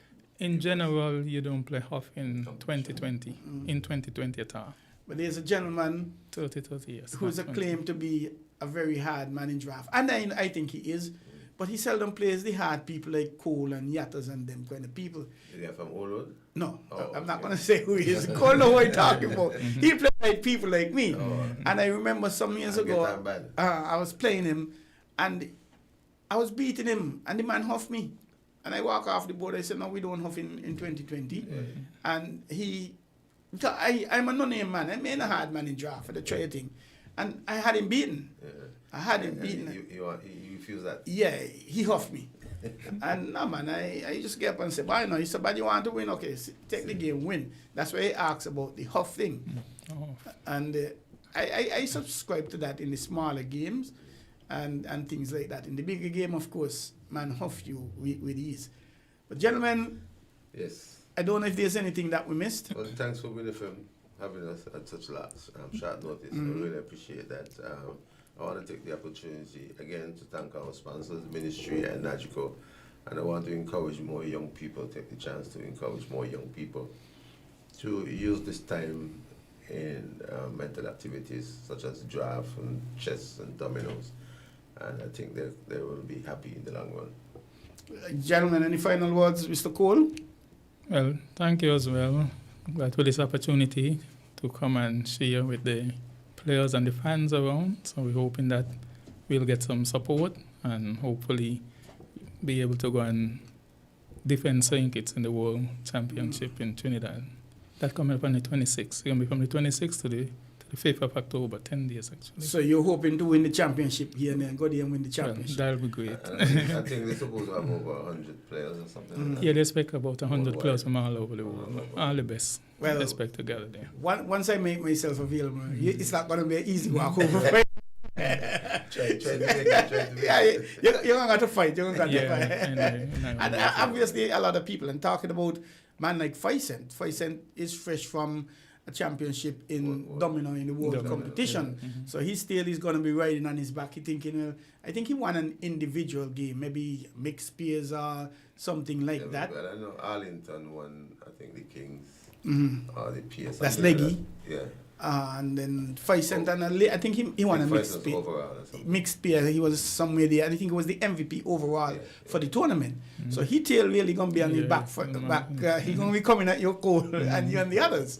And it was indeed a pleasure, gentlemen, having you here. We appreciate it. We congratulate you on this initiative. And we do hope that this becomes an annual event. And who knows, perhaps with the sponsorship and the interest in players, it may even become multiple times per year. And maybe even the cultural armor games in Nevis. You never could tell. A St. Kitts versus Nevis competition. I don't know. We were looking at that in domino as well. Yeah, the opportunities are immense. So congratulations again, best wishes, and encourage the public to go on out and support, and thank your sponsors once again. Yeah, thanks very much to the Ministry of Sport, our platinum sponsors, Minister Duggins and Nagico, Nagico Insurance, Nagico Capital. Thanks for this generous support. Enable us to make the guys smile after the competition. And before you go again, remind us of the cash prize. First prize is $3,000, second prize $1,500, third prize $750, and the fourth prize $375. I'm hoping that we can have somebody to sponsor us a big trophy that we can rotate annually and just put a plaque with the winner's name. So we're still looking for that sponsor, and also sponsors to help us with making the draft boards as well. Yes. Because you're going to need, how many tables would you really like to have on boards? 6 to 8. About 6 could. Okay, that's a good idea. And if persons want to say, somebody in Molyneux or K, and I have a board I could lend you, would you consider that? That could work once it's in good condition. So. Okay then. We're hoping to ask Manchester's name, Just that. Yeah, hoping. If you could get something done on the canvas, and then we can attach it to the board. Okay, that makes sense. Ideal, Before you go, contact. If anybody want information, anybody want to come forward and say, hey, I want to sponsor, how could you be They contacted? could contact me directly at 763-9142. Sorry, repeat the number again, please. 763-9142. Or device. President, what's your number? My number is 665-0278. Repeat it again for me, please. 665-0278. Well, thank you very much, gentlemen. It's Yeah, been a wonderful experience. It's the first time, Yes. but I know it will not be the last time. We're going to be having you here at different points, and no doubt when Cole comes back with the championship from Trinidad and Tobago, we'll have him here with the showing off the trophy. Yeah. World Cup. Yeah. So congrats, guys, Thanks a lot. and best wishes. Really appreciate it. Okay, sir. Yeah, man. You've been listening to an interview here with the St. Kitts St. Kitts Draft Association, and they're having a big competition come Heroes Day. That's Tuesday the 16th of September. Only $50 to register, so please go on out and register and support. And even if you're not a draft player, you don't want to play, they have Mr. Cole, the vice president, he will be journeying to Trinidad to take part in a world drafts competition, and they're indeed asking for your support to make that participation possible. So we thank you again, and we're going to take a very short break, and then we'll come up and we're going to be wrapping up on the ball here at WINN FM 98.9. So see you just in a few seconds.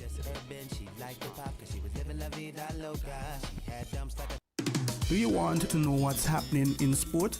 Tune in to On The Ball, a weekly tour show which is on WINN FM 98.9 every Tuesday from 7 to 9 p.m. with me, your host, Troy Bif Mills. We will keep you on the ball with our variety of guests and, of course, your calls, discussing the facts and the stats and sharing your opinions. Get on the ball and stay on the ball by tuning into On The Ball with Troy Bif Mills on WINN FM 98.9 every Tuesday night from 7 to 9 p.m. and also on Facebook and YouTube. Be on the ball.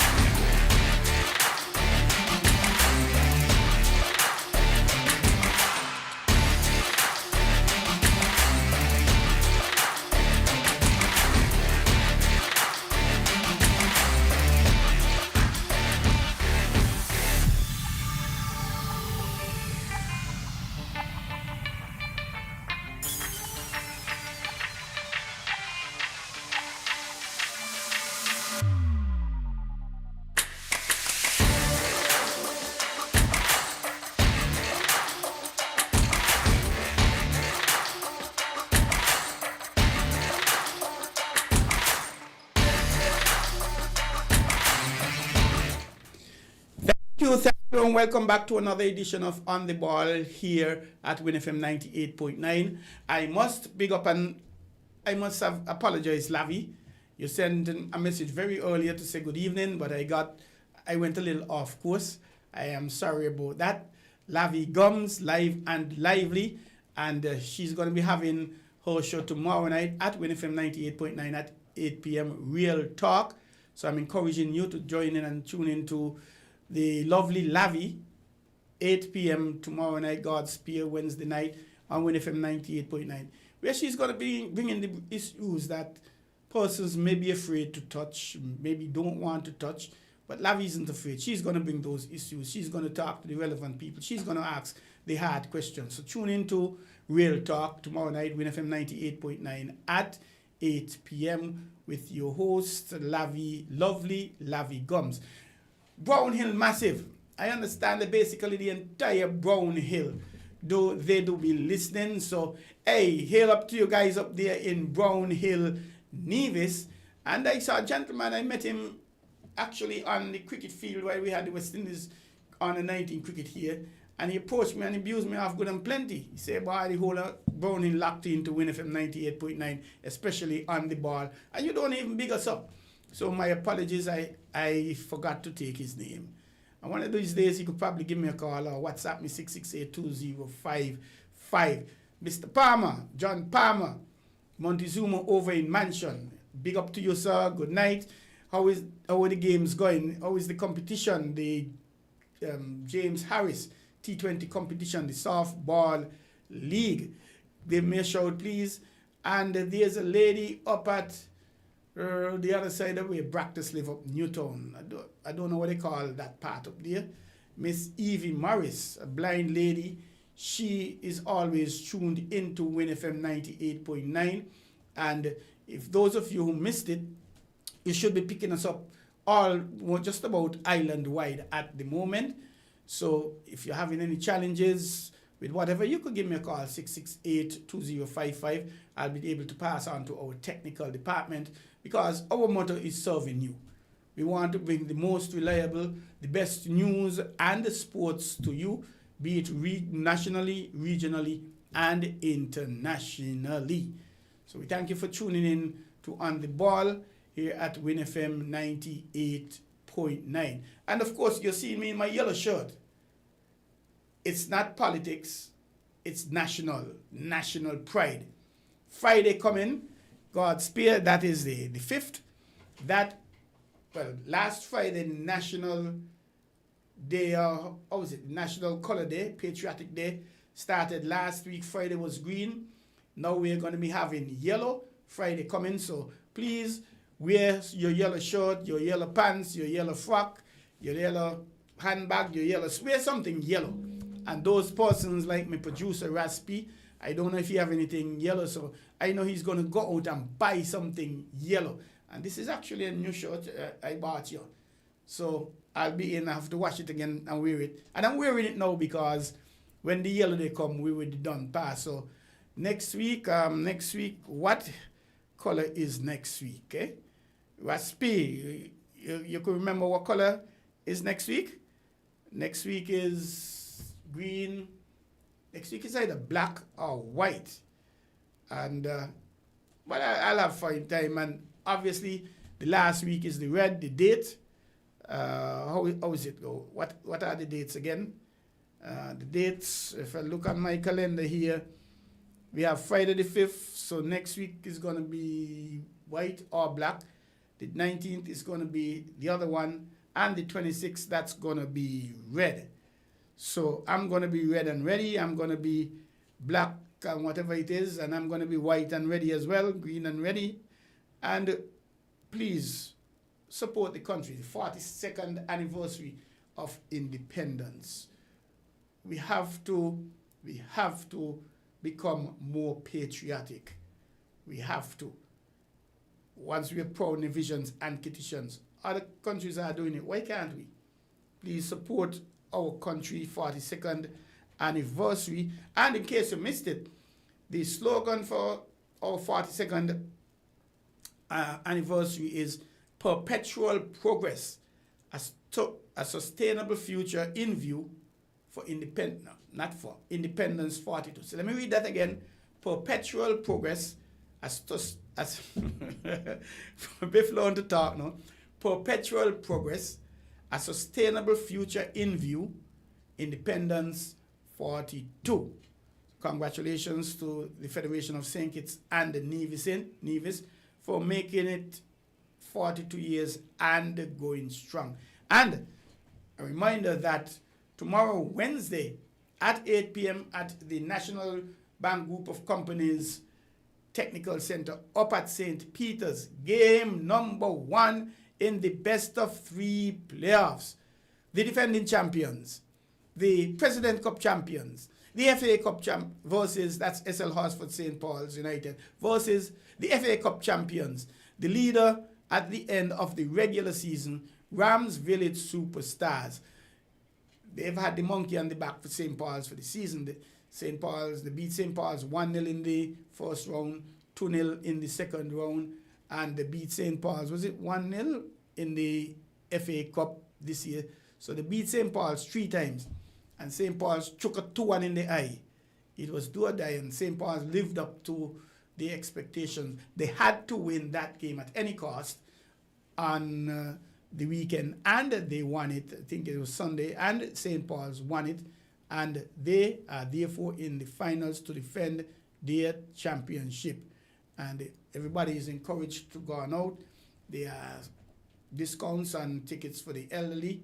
So take your grandma, your grandpa, your father, your mother, and go up and look at top-class football. And let me remind you again that it starts at 8 p.m. The referee is Hakeem Harvey. Assistant referee number 1, Tyra Wilkinson. Jevian Archibald is assistant referee 2. Jody Walters, the 4th official. And Stedroy Douglas, he is the referee assessor. And the second game, one thing I know, there will be 2 games. Tomorrow night, Wednesday the 3rd, and Saturday the 6th. One thing I don't know if there'll be a 3rd game, but I could tell you what. Village, they want the game done in 2 games. They want to win the championship. St. Paul's, they want to win the championship in 2 games as well. But the Football Association, they ain't want none of that in my view. I believe they want this game go to 3 games, because once you go 3 games, people who ain't show up for game 1 and game 2, they're going to show up, and they want a bigger crowd. And of course, they want to make a little sugar cake, the FA, with that 3rd game. St. Paul's, they won it last year over Development Bank St. Peter's, 3-0 in the first game, 2-0 second game. They defeated Rams Village Superstars in the finals in 2023. They have been in the last 2 finals before that. They want to extend their championship. They competed in the CONCACAF Club Shield this year because they were the defending champions, and they want to compete in it a 3rd time next year. So they will want to win. Village, they competed in it once before, so Village want to win, and it's all to play for. Constituency number 6 versus constituency number 3. Rural West versus Bastille. Go on out. You have been listening to On The Ball here at WINN FM 98.9. I thank you for tuning in with us. I invite you to tune in again next week, Tuesday, God's Spear, the 9th of the 9th, for another edition of On The Ball. I thank my producer, Ras P of Tough House Sounds, and of course, how could I forget, Friday on his show, what's the name of his show again, boy? Soca Zone, yes, the Soca Zone is the name of his show. Ras P, he operates Friday night and Saturday night on WINN FM from 7 to midnight, and his show Friday night is going to be a sell-off. He normally brings in artists to, whether demo, drop their new tracks, or tell us what is happening in their world. And he's having a cultural night on Friday night. I think that is a good idea. I think he's going to have the string bands, the Jingle Bell String Band to be exact. They are going to be on the program. Steel Pan, Masquerade, Clowns. That sounds like carnival happening here at WINN FM, and only WINN FM does that. As we say, we're looking back at the competition from miles ahead. So again, Friday night, starting at what time it is? The show starts at 7. So all of this action happening on Friday night. The cultural part starts at 9. So even if you miss the start, you could go show up, come, tune on, you post to your TV. We're having clowns, we're having masquerades, we're having steel band, and we're having the Jingle Bells string band. Unheard of. Never before you had this on any radio station in the Federation. And I wonder if we're going to have bull, boy. Why, yeah, we're going to have bull of some sort, boy. Boy, this might be, this what's going on here, boy. This got to be carnival. WINN FM got in carnival in September. A cultural night, Friday night. You can't miss that. You have to tune in. And remember, Wednesday night, 8 p.m., Real Talk with Lavi, the lovely Lavi Gums. But as I slip away, I invite you to always be positive in your thoughts, your words, and your actions. Don't drink and drive. Don't drive and drink. Thank you for listening. Good night. Be safe. See you next week. Tuesday, God spare, for another edition of On the Ball here at WINN FM 98.9. Thank you for watching.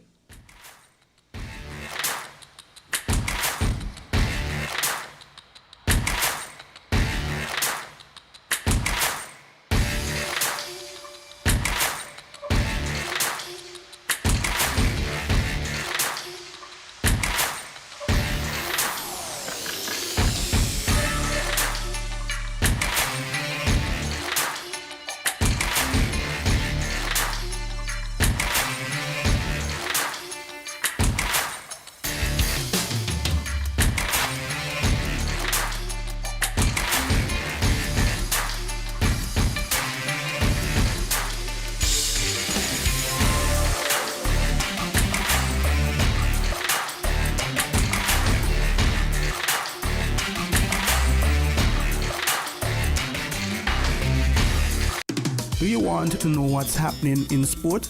Tune into On the Ball, a weekly tour show which is on WINN FM 98.9 every Tuesday from 7 to 9 p.m. with me, your host, Troy Bif Mills. We will keep you on the ball with our variety of guests and, of course, your calls, discussing the facts and the stats and sharing your opinions. Get on the ball and stay on the ball by tuning into On the Ball with Troy Bif Mills on WINN FM 98.9 every Tuesday night from 7 to 9 p.m. and also